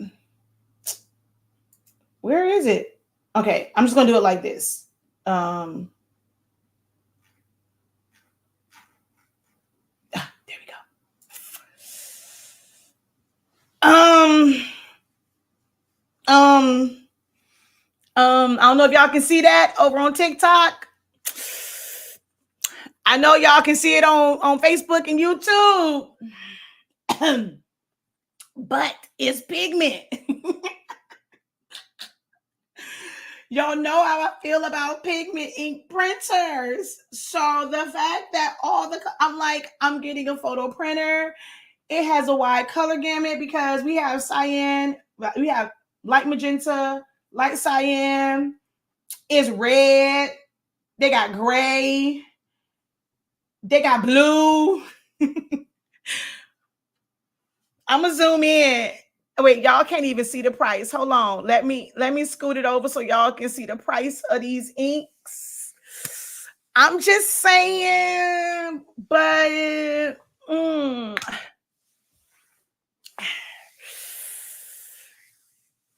and they little cartridges.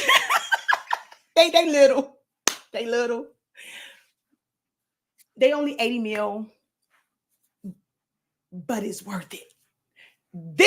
So when people ask, I haven't really said it because I don't know if my audience is ready for this type of stuff, but for Shakia, I'm just letting you know, this is the next printer that Shakia is getting. I can't speak for y'all. So y'all asking what do I recommend when y'all see me printing out stuff, just know if you are here today on February 22nd, 2024, if you see, in the near future and you see some printouts and folks are saying, "Oh, what printer that is?" Just telling people, mind your business. Y'all might not be ready for it because, baby,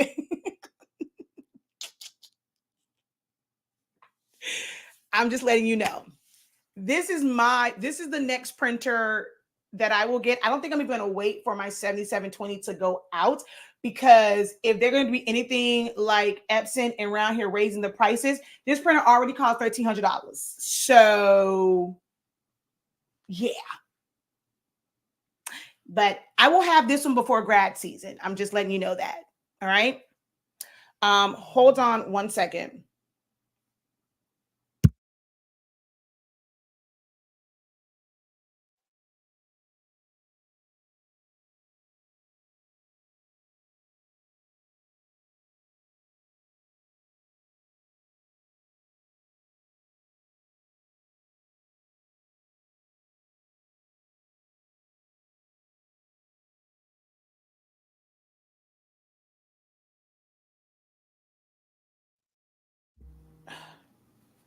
Hello. Okay, same exact message I just got before. All right. So yeah, this is kind of what I'm on when it comes to printers. Now, went through all of that. Now you do with that what you will. It will be a Canon. This is a tank-based printer, which isn't bad. It is 1,000. It actually is a large format. So it is 24 inches wide. Okay. It is an inkjet based printer. This is another one that I have considered, but I like the fact that the other one comes with blue ink and red ink and all the other kind of good jazz. But you can get this one. Typically, like the ones that you will get in the store, they are dye-based printers. This is a pigment ink printer. So see, 4 bottles of pigment ink. The other Canons that you will find in store are dye-based. I don't think I've ever seen a Canon I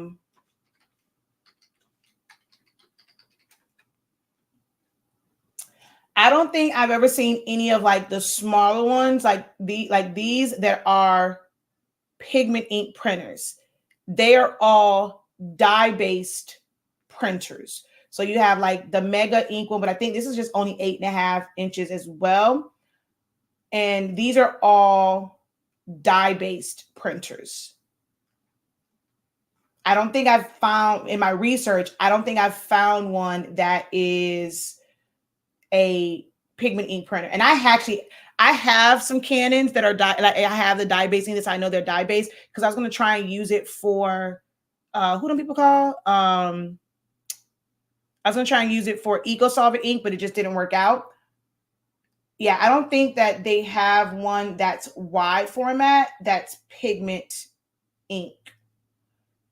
All of them are dye-based inks, except for when you get into the one that's $1,000. But that's my ink, you know, my printers, because y'all know I'm a printer geek. So that's where I'm at as far as like printers. I don't know if it is in your price range, but you asked what I suggest.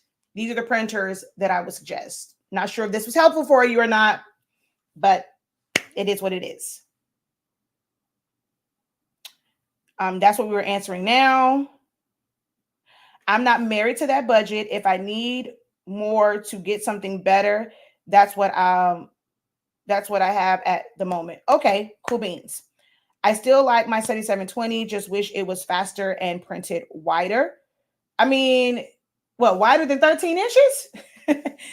I mean, you get wider than 13 inches, then you have to go to 24 inches. And then that's when you're in like the $1,000 range. Is this the same issue with black ink smearing? No, the 7710, their ink does not smear.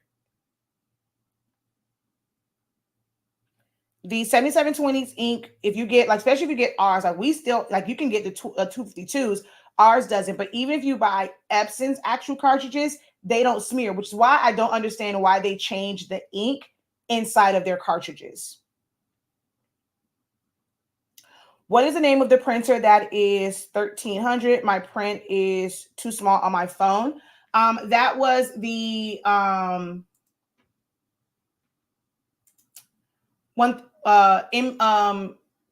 Image Pro Graph 1000. Image Pro Graph 1000 is what that particular one is. Hey, Hans. It's Shanita Nicole from Do Dream On if you do. And if you're already a dreamer, welcome back, y'all. That's my girl right there, y'all. How are you, honey bump? So yeah. Let's see. I considered this one too. Because it didn't print borderless. So to be honest, you know what's crazy? I don't like borderless printing because borderless printing is not truly borderless printing. When you print borderless, like let's say you like, especially if you have something specific that you want there, it will just expand it. And also with borderless printing, you take a higher risk of getting ink inside your printer. Like if it's off just a little bit, no, not this one. So she's talking about this one. That's $1,000. So if it's off like just a little bit, or let's say like your paper shifts, you take the chance of getting ink inside your printer. So I'm not always a big fan of borderless printing. And I also know, like for me, so I like paper cutters too. There is a large format paper cutter that I want. And I guess why I'm not so concerned about borderless is in me researching owning a print shop, right? So that, because that's literally my ultimate dream. That was always my ultimate goal, not to be a designer and to have a print shop, meaning the folk that I teach to design and other people will have their designs. They're going to submit them to us. We're going to be your supplier for printing out. Like that's always been my dream. And when you look at any print shop, you go to look at videos, look and research for any print shop. Not one. If you can find one that is doing full on edge to edge printing and it's just that, well, let me see. I don't think even with the offset printing, almost every last one of them, they print in the middle and they're going to an industrial paper cutter and they are trimming it down. So I had that when I was in school. So I never had this obsession with borderless printing. I never really cared about that because everything that I've always seen when it comes to borderless printing has been a print in the middle and you have what's called crop marks. Like I learned to design with crop marks, business cards, flyers, brochures, booklets, obituaries, everything that I have learned, everything that I have done when I've been in print shops, when I've watched videos, none of them are printing borderless. It is always, slide the camera over. What you want to go, what, this way or this way? Hold on, let me pull it back. Maybe you can see it. That, are you looking for the name? Hold on. I don't think the name is showing on here. I'll go up. There we go. So this is the one. This is the TC. Oh, let me just say the names. So this is the TC 20M multifunction large format printer. That's the one that's $9.95. My bad, girl. My bad. This has, and the reason why, now this right here, what I will say about Epson, scanners, top tier. If my 7720 printer goes out, but the scanner still works, baby, it's gonna be in somebody's corner because Epson scanner is really top tier.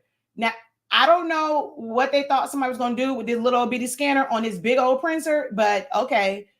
But it is a multifunction printer, and it has this little baby scanner. Okay.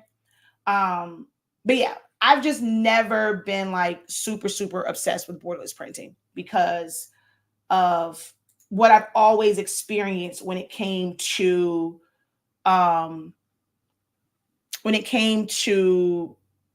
what I know to be borderless printing. It's always crop marks and they're going to crop it down. I am incredible.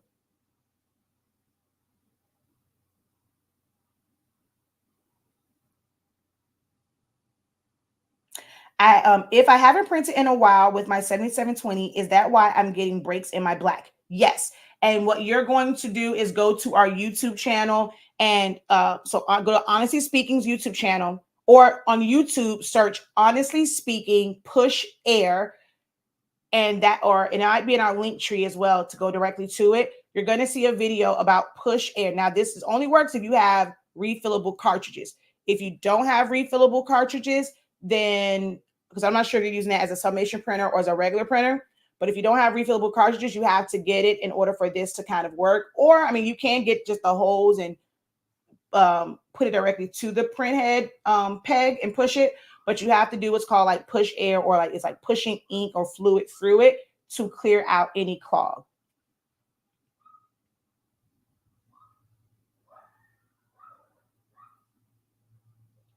I'll make a post, guys, of these printers so that you can see all of them. So if if you're always just used to seeing Epson printers and people just keep talking about Epson, I didn't know that y'all wanted to be printer geeks like me to know about what's on the other side of the world when it comes to Canons, but they bomb.com. Like, I have been obsessed with Canon printers for a really long time. but I'll ever see, in my world, people only talk about Epsons. And sometimes, y'all know how I feel. Like, I feel like when I talk about things that's opposite of what is the industry standard, I get drowned out. It's like, John, please, am I thinking about that? So yeah. You have yeah, I think I printed edge to edge like maybe a few times on my 7720 because of like projects for MJ, but I'm not big on printing edge to edge. I'm always trimming down. Like even for banners, it's not that it's necessarily trimmed down, but when you have like the banners, you end up leaving extra so that you can put your hem tape and you're basically folding it over and creating that thicker edge. So everything that I do within the print industry, I'm always cutting it down.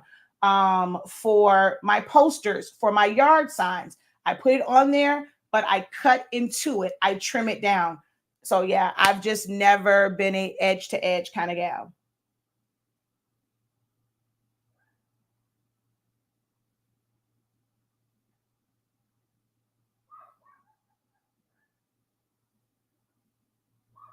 You are very welcome. All right. Any other questions? This one's pretty good. We talked about Photoshop. We talked about printers. I have a Canon small format for my household to use. Yeah, we had one too. But I like I said, I end up getting rid of that one. But is the one in your household, is that a dye based one?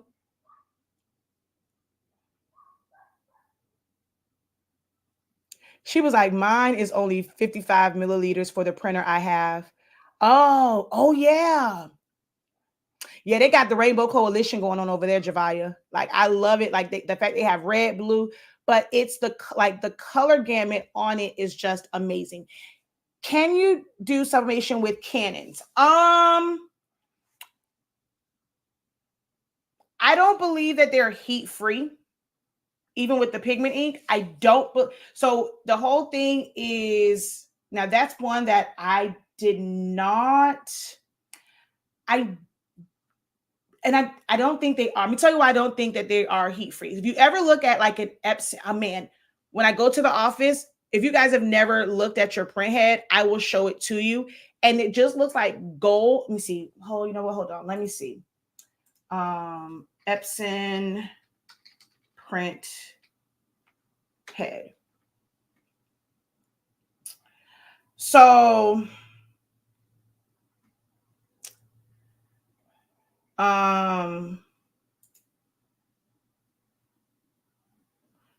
that don't look like a true print head though. That looks like a digital rendering. That looks weird. I don't want to do that one.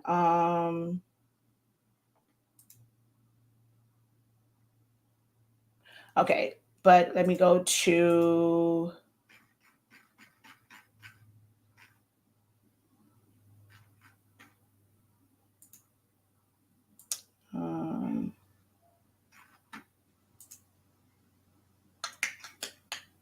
nope, not that one. Is it this one? Okay. This looks like a digital rendering too, don't like the real one because it has colors in it.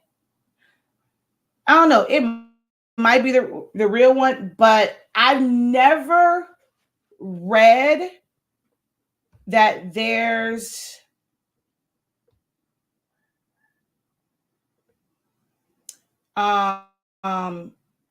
heat-free technology.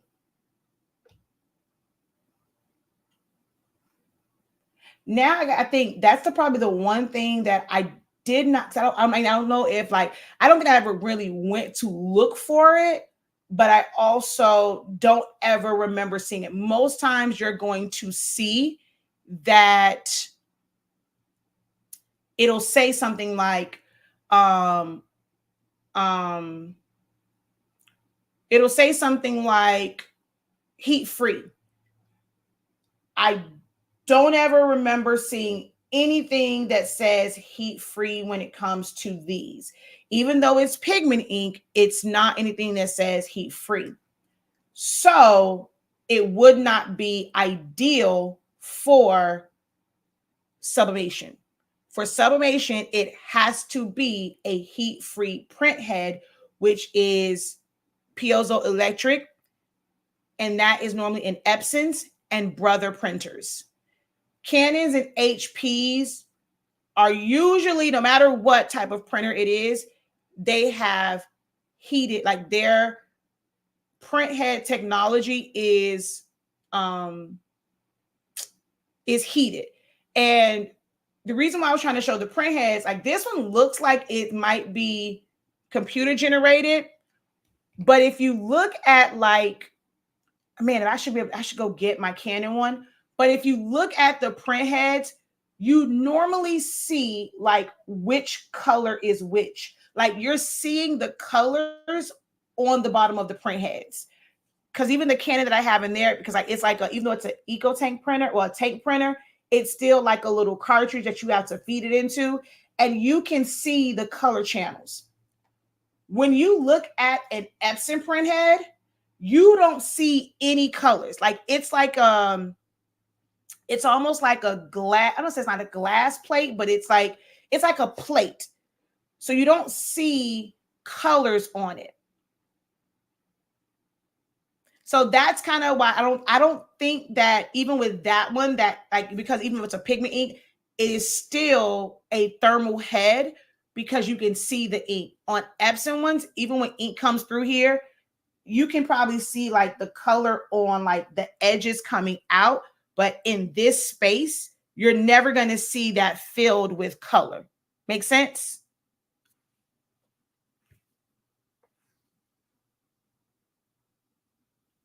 So Canon Pixmas are decent, just regular home-based one, but they are a dye-based printer. I'm not really a dye-based kind of gal. I like pigment ink printers. And on my hunt for pigment ink printers, it was like Epson at the time. It was Epson's, and then there were certain HP office jets. But I don't really do HP printers because I don't like HP computers. I'm just not an HP kind of gal. But I got a Canon camera. So I am definitely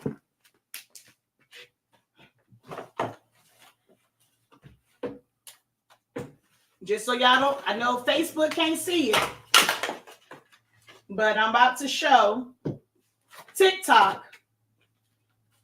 I don't play. I got a whole, and I'm about to get a new one.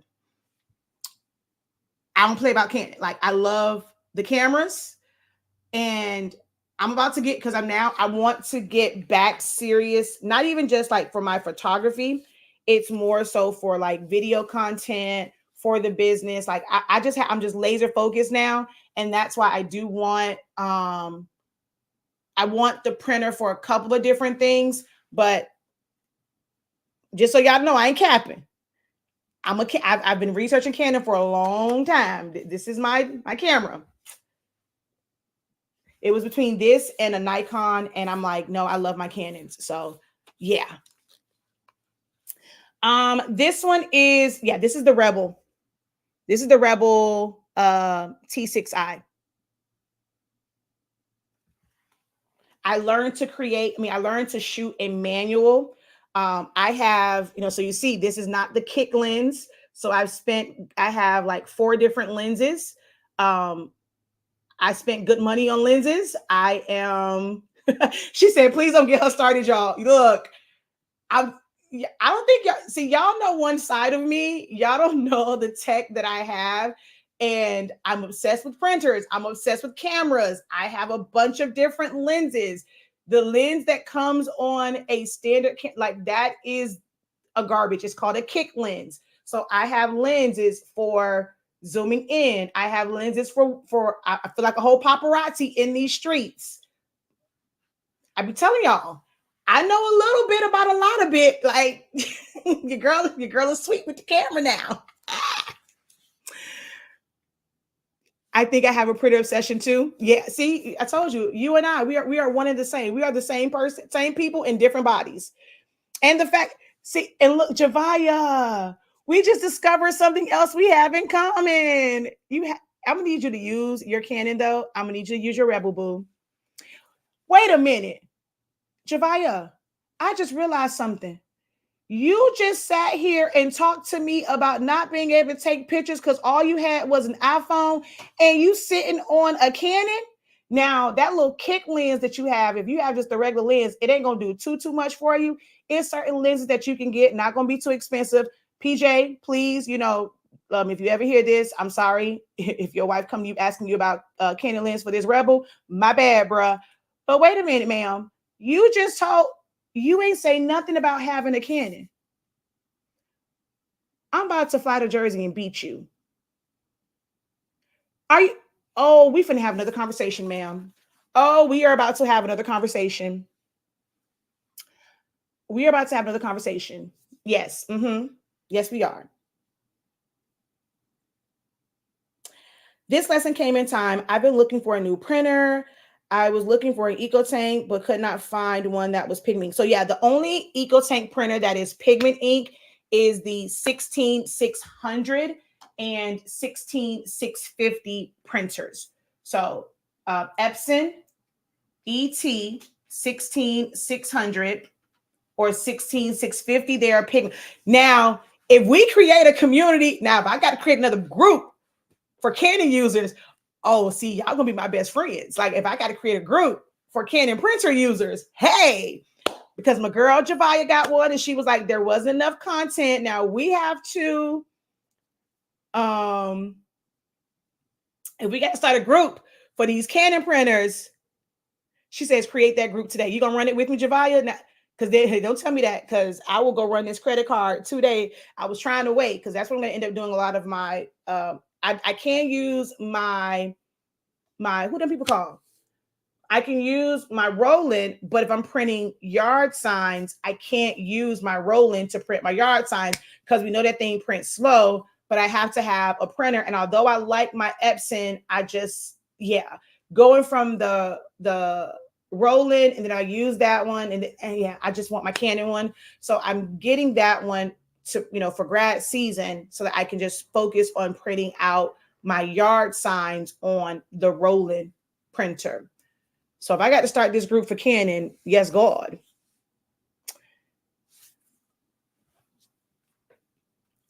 All right, don't tell me we're going to have a group of Canon. Now, look, y'all got to have a Canon to come in. Tips, I don't know how, wait, you have a Sony,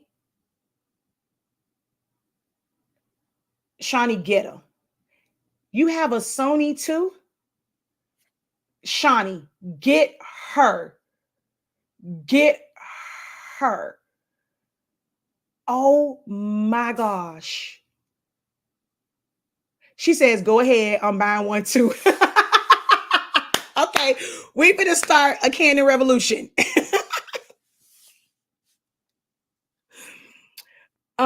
What did I miss? Oh Lord, I don't started something about this Canon printer. Someone asked a question about printers. I went through the typical stuff like your Epson printers. I don't use HPs, so I cannot recommend any of those. My next print, I like Epson, but to be honest, outside of the F570 and probably my 44-inch Sublimation printer, they own some other stuff right about now. So I show the printers that are on my bucket list and my wish list. Well, I don't see bucket list. They're on the short list. They're gonna be here. And they just so happen to be Canon printers. So I'll just go through them real quick. If you are budget conscious, there is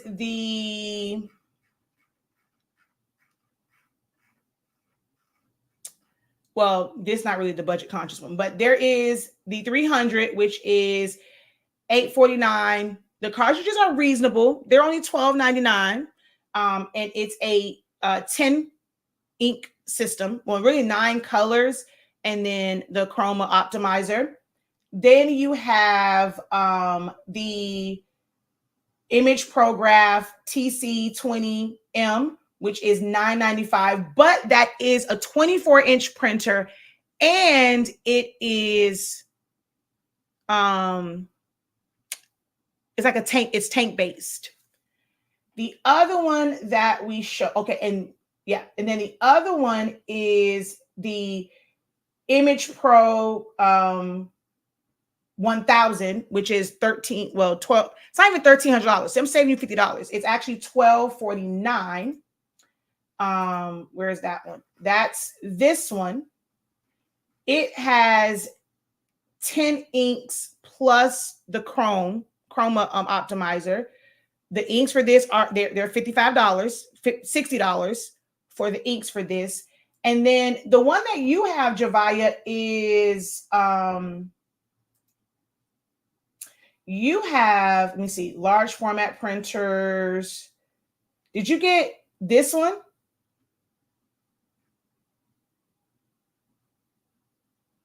Oh, wait, is there mega printer pigment? Because this color over here definitely is giving very much so pigment. Wait a minute, where you come from?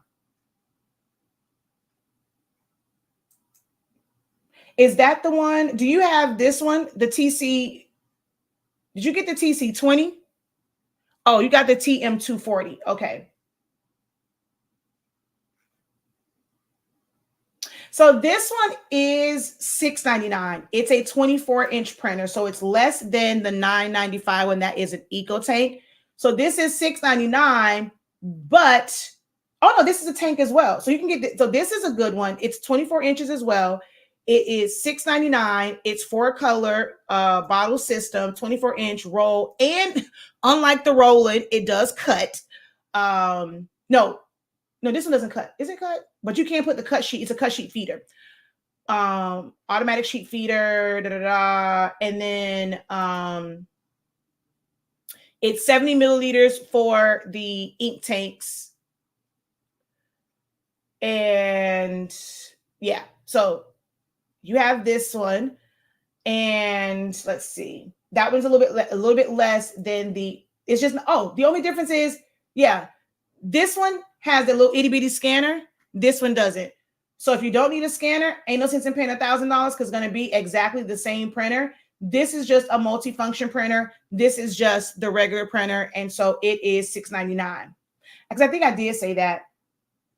I like my Epson one, and I may just get this one because it's literally the same. The only difference is the scanner, and nobody need that little itty bitty scanner anyway. So Shawnee, we can get this one, which is, that one is retired. Well, this one say add to cart.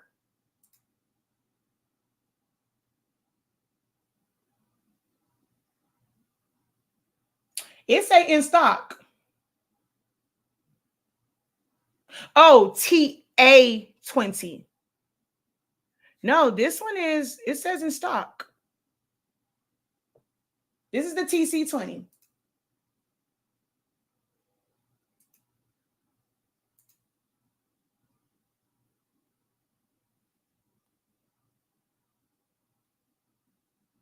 And so here are the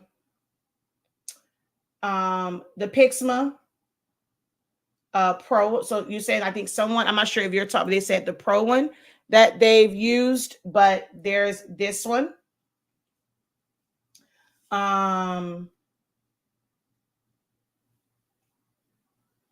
This one is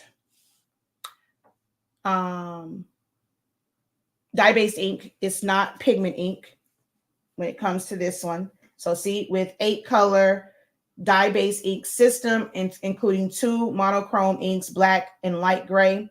So that's what this one has, but it's dye-based inks, which means it can run. And that is a 13-inch wide printer. That one is $4.99. Oh, the TA is retired. Okay, yeah. I'm going to order today when I get home. Yeah, so, all right. So I may have to start that group. All right. Okay.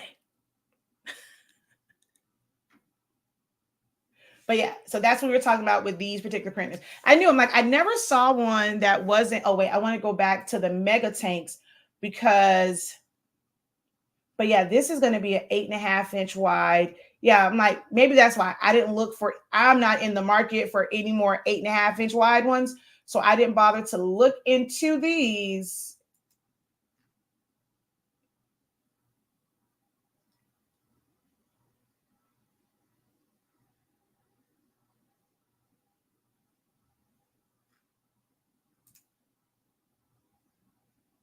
And I still can't tell if it's pigment ink or not. Hold on. Because it just says Mega Tanks.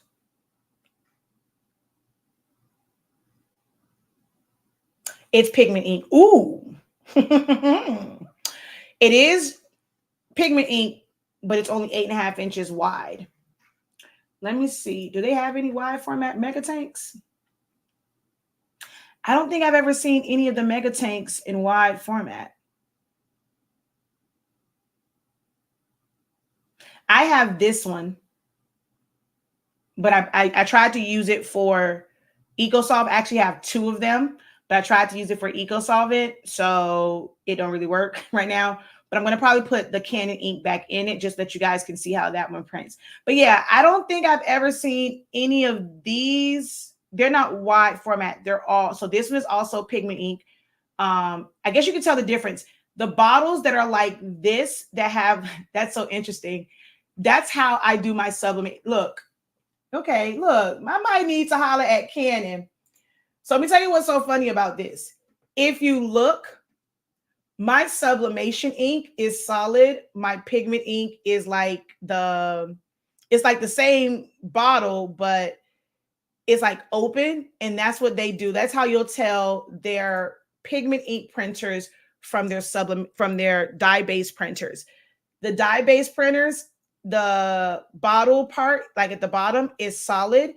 And all of their pigment ink printers, it's like a strip of color. So if you're ever wondering if a Canon printer is dye-based or pigment ink, all of their dye-based, it's solid colors. All of the bottles for their pigment ink has a stripe. It's just a single stripe.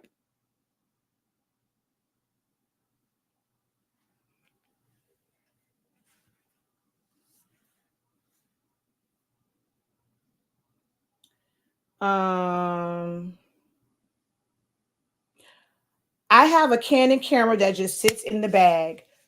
We cannot be doing that. So is this going to be a group for Canon printer users and Canon camera users? Because we cannot have Canon printers just sitting in the bag, y'all. We can't have that.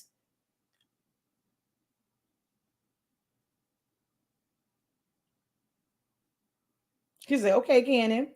A lot to unpack in understanding the differences of printers. It really is.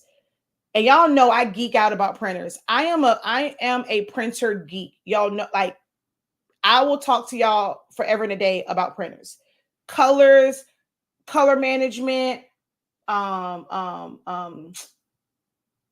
profiles, calibrating your monitor to your print. I can literally talk about print. I could leave y'all on the design part for Silhouette, and I could literally start a platform talking about printers, printer inks, management, color correction, monitors, and I would leave y'all, and I could not do both, but I literally could start a whole platform talking about printers. So doing some testing on my F570 again. The fast dry sheet still leaves the pizza wheels, just so you know. I know you're talking about little on Facebook. So man, I want good paper in this thing. I don't know. Like I don't know why. I'll try and make a post again, and they can see, like, they can help you as far as like settings. But we have several people that use it, and they haven't really expressed anything to me as far as pinwheels. I'm thinking about selling my 7820. I want a tank system printer. So I just showed you the Canon ones that are tank based. Sorry, I had to step away. What is the Canon printer for? These are all regular printers. So they're dye-based pigment. So it's not sublimation. Can you use it for shirts if you're going to print to like Jet Pro 3G, who those folks is, Caesar, DTV, stuff like that. But it's a regular printer. If you're doing stickers, if you're doing labels, tags, posters,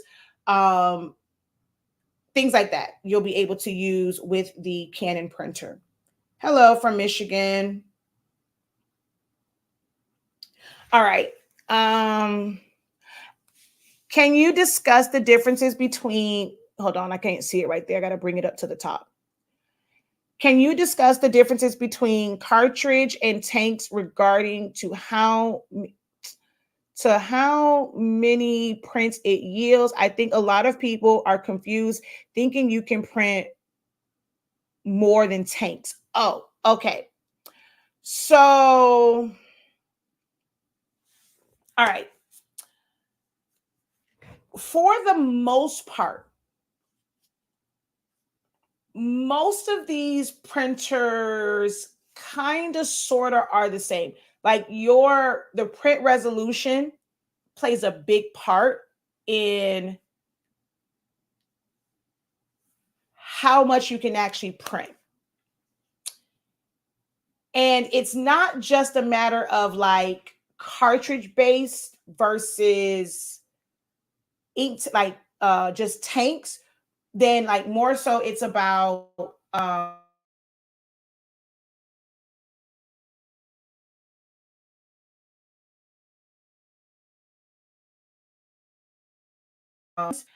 I'll go through and I'll do the video and y'all know I'm about specs. So I will go through like full on specs for each one, where it's about like this print resolution is 4800 by 24, right?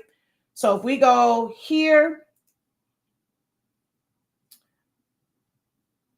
print resolution is 24 by 1200. It's a big difference, right? Don't get me wrong. Like y'all know that I told y'all I'll pay $60 for those cartridges because I'm going to get more out of it. Ink tank based printers make it to where you don't have to think about it. You can physically see your level. If it's low, you know to put more ink in it. Even though like as I said, that's why like I will do another video so you can see, like especially people on YouTube and Facebook, so you guys can see it. Even though I don't use my Canon printer, I can show you that even though it's a tank-based printer, there's still these little cartridges on the inside. Nothing is going like straight from the tank, and people think about tanks and just going there. It's still little cartridges. It's still chips on it. It still reads like it's just a different technology. And almost every single tank printer, these specs are going to be slightly lower than a cartridge-based printer. Okay. So let's go over to like this, of course, is a photo-based printer, but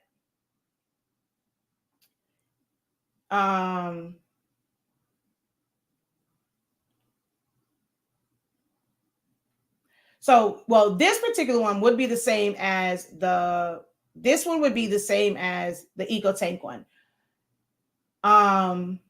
It has 24 by 1200 DPI in color and black for this one, but it also has 11 colors. Like, I mean, it has 11 colors. Whereas this one is this is the tank one, and I think this one is 12. This is also 24 by 1200. Then you have this one, which was, this is also dye-based too. So this one is 48 by 24. Then you have the 300, which is 48. Now, this is the one that I was like, I mean, this is a cartridge-based one. This is the one where the cartridges are only, I think this one, the cartridge is like $12 or something like that or whatever. But if you look at this one and you see it's with the camera, it's meant to give you great quality. So this one, as a cartridge-based printer, is 48 by 24 DPI. Most times, other than like the 1000, most times your cartridge-based printers have a higher resolution than like its exact EcoTank counterpart when you're comparing apples to apples, oranges to oranges. And that's why it seems like the ink runs out faster when you're using the same setting. You can use photo on both of those printers, but the cartridge one or the one with the higher resolution is using more ink because of the droplet size, how it's going to put it together. It's going to put down more ink to have a better resolution, crisper images, clearer images. Whereas with the other one, the ink is spread out a little bit more, which means it's not using as much ink. So if it's not using as much ink because its resolution is not as high, that ink in that tank is going to last longer compared to one. So even if you had, like, let's say you had two EcoTank printers and one had a higher resolution than the other, but they both had like a photo or like a matte type setting, one of them is going, like the one with the higher resolution is still going to run out of ink faster than the other one because of the resolution. So it's not just about ink, the tank versus cartridge. You have to look at the resolution. Any system that has a high resolution is going to use more ink when you're and if you're using those for photos, we're not using plain paper setting. If you just print out a little term paper, printing out a little invoice, something for the school, permission slip, sick note for your kids, you're just going to use plain paper setting. You're not going to be using a lot of ink with that. But if you have these printers that's made for photos, you're going to be using photo settings on photo paper and glossy paper and things like that, matte paper, luster paper. Oh, don't get me started on paper. Did y'all not see? You see, y'all know glossy, y'all know matte. When you have premium fine art rough, premium, okay, this is also fine art rough. You have luster, premium matte, glossy. And this is just the tip of the iceberg because there's a site, Red River. If you go into there and you start to really look at papers, y'all don't want to get me started on papers, okay? Photo platinum, just luxury, okay? Just paper is not paper. You have semi-gloss. It's a whole lot of when it comes to paper. I can't tell you how much paper I have in my house and in the office because all paper is not created equally. They give you different results. They're made for different things. You know, we get into different settings. Like it's a whole lot of. We're not using plain paper setting on good photo paper, okay? We're not using pro platinum and using plain paper setting, okay? So when we're talking about this high resolution, it is when you are using this you are using the printer to its fullest, and you are using premium matte, photo glossy settings for like high resolution, high quality settings. Plain paper gonna give you plain quality on any printer, and it's not gonna utilize a lot of ink. But when you move into those and you're printing on the good-ish, the ink is gonna run out. Like there's no way around it. But if you're printing on that setting, your prices should reflect that. The cost of ink, if you are someone that's just doing casual, you should not be looking at these printers. These printers are for those who are standing on business, okay? You are standing on business right next to T.I. Son. You are ready to make coins. You have clientele. You know that you're going to have a return on your investment.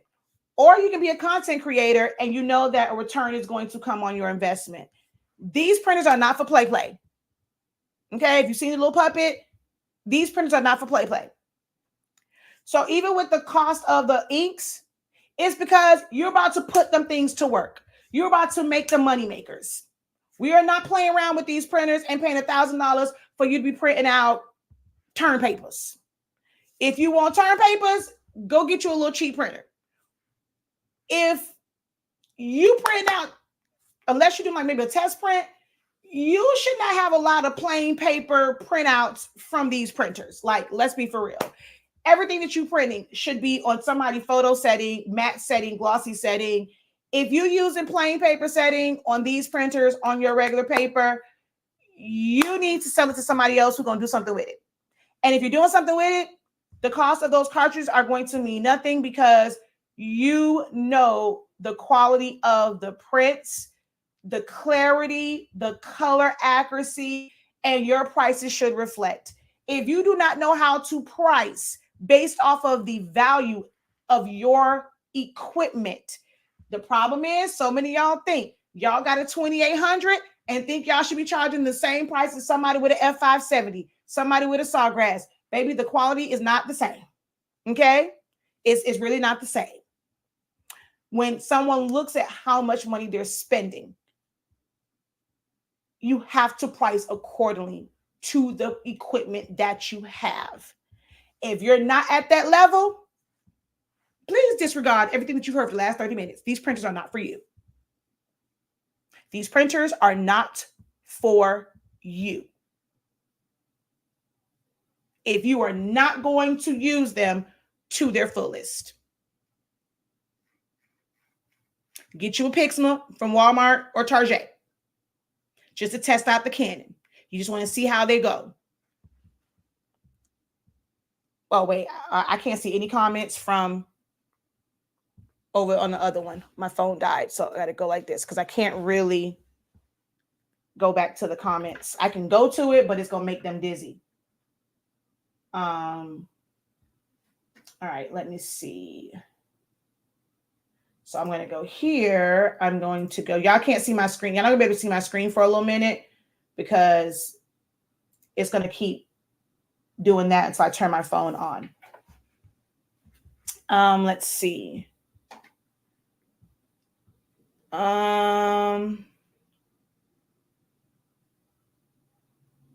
Satin paper.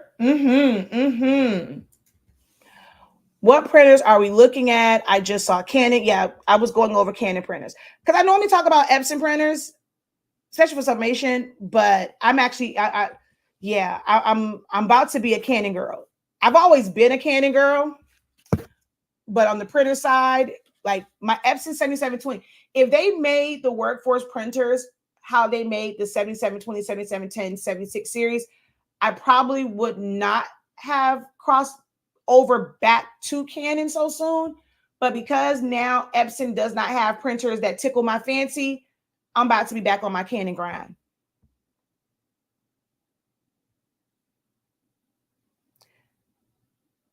Yes, this exactly, friend. This is not playground stuff. This is big business. Let me pin my friend comment. This big business. This is not playground stuff.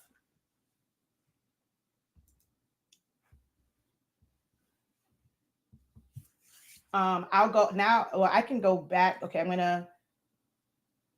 I just can't. I can't see y'all comments once I switch off of here, y'all. So, because see, y'all gonna see this because I only have one monitor here. But yeah, we were talking about Canon printers, for like regular stuff, big business, big pressure. HP and Lexmark are the same printers, basically. I despise HP printers the same way I despise HP computers. That's just like talking to me about them Apple people. And the Macs, I don't do them. I don't do HP and I don't do Mac. And that craftastic person better not come for me talking about Macs because I don't do them people. Look, one new message. Let me scroll up. Let's see if this is Craftastic Tips talking junk. Let me see. Let's scroll up. Okay, it wasn't even. Oh, okay. Oh, well, true. You know what, Javaya, that is true. I do have an HP laser. I forgot about that. I do have an HP laser, but it's a small one. My next laser will be a... Oh my gosh. I don't think y'all ready for what my next laser is going to be. Oh, she probably typing out a whole bunch of stuff. I just knew the next comment was going to be from Craftastic Tips because I have a color HP laser. And I have, so For Javaya, the next time we talk, we sit on the phone to talk about printers, you're gonna be like, Shakia, seriously? So I used to have a monochrome one because monochromatic laser printers are better for foiling. Have you foiled yet with your laser printer?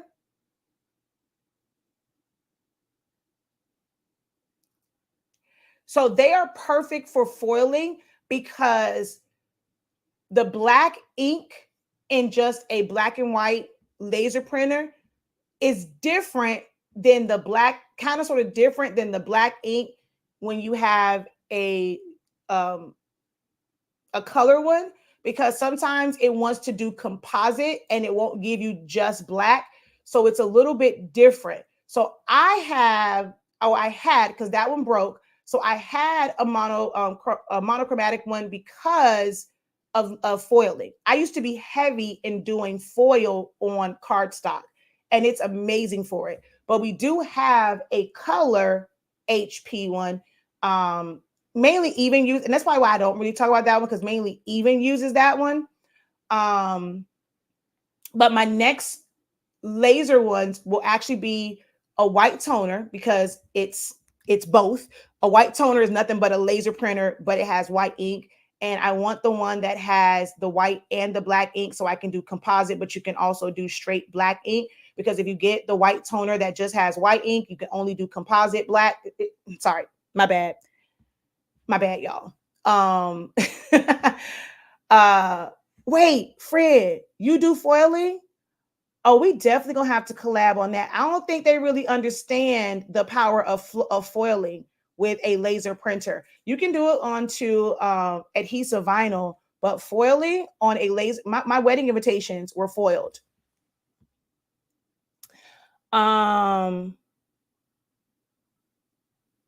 Oh, Shawnee must have left because she didn't comment about the Mac.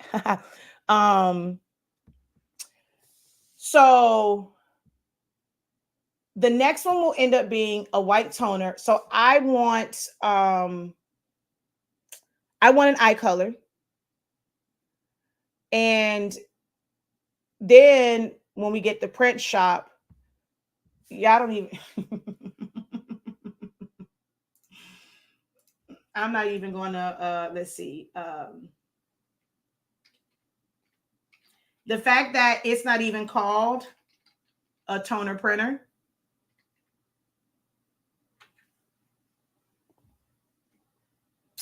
Hold on. Let's go to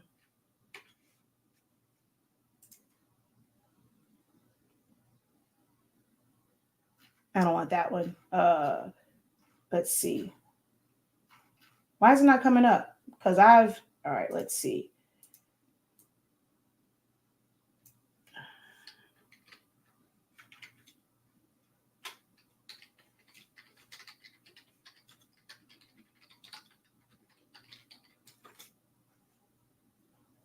Why is it not coming up?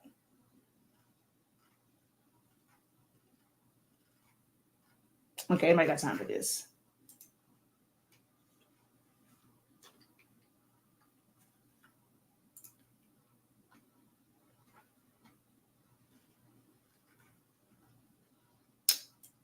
If you ever want to look into these printers, this is the level of my printer obsession.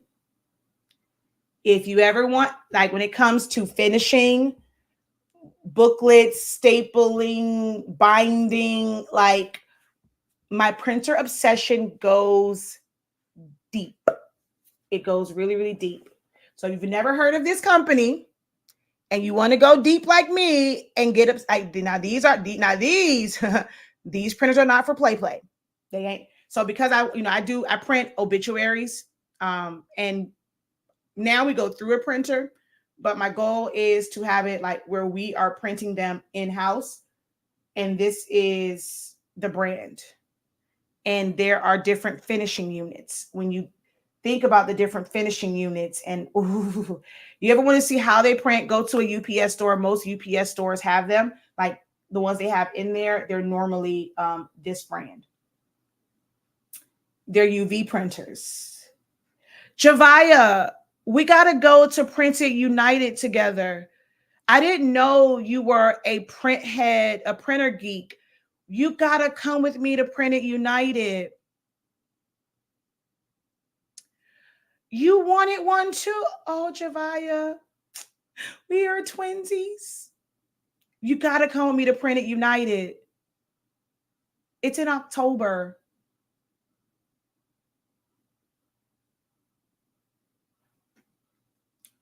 We would lose our mind at Printed United. Impressions has, because Impressions is more apparel, but Printed United is printers.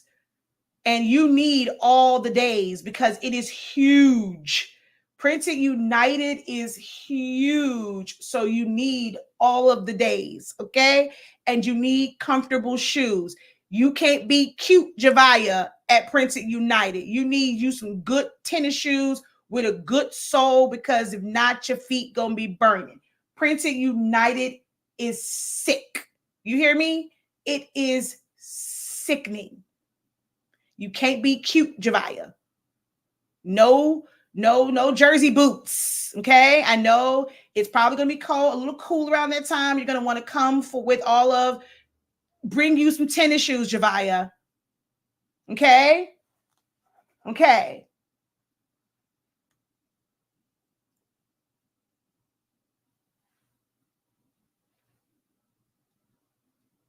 But yeah, this is the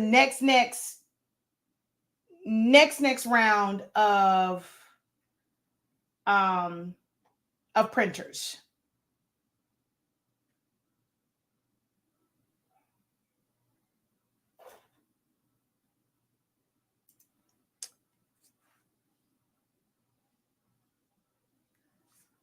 Yeah, so Mamaki's print heads, they go out too much. Like for real, for real. Mamaki's print heads go out too much. So that's what I was saying. So these, it's not just a digital printer. It's called a digital press, even though it's a big laser printer. Oh, that's probably why, because I kept searching digital printer. It's called a digital press. It's a little bit different than offsetting printing. But yeah, this is next level right here. This is next level. All right. I'm hungry, y'all. My stomach has growled at me like 3 times. I need to go eat. This has been an amazing session because I did not know I had printer enthusiasts amongst me. I didn't know that y'all were, I ask y'all questions all the time. And it took for like, y'all don't really ask about printer stuff and like regular printing and things like that. So whoever asked that, thank you.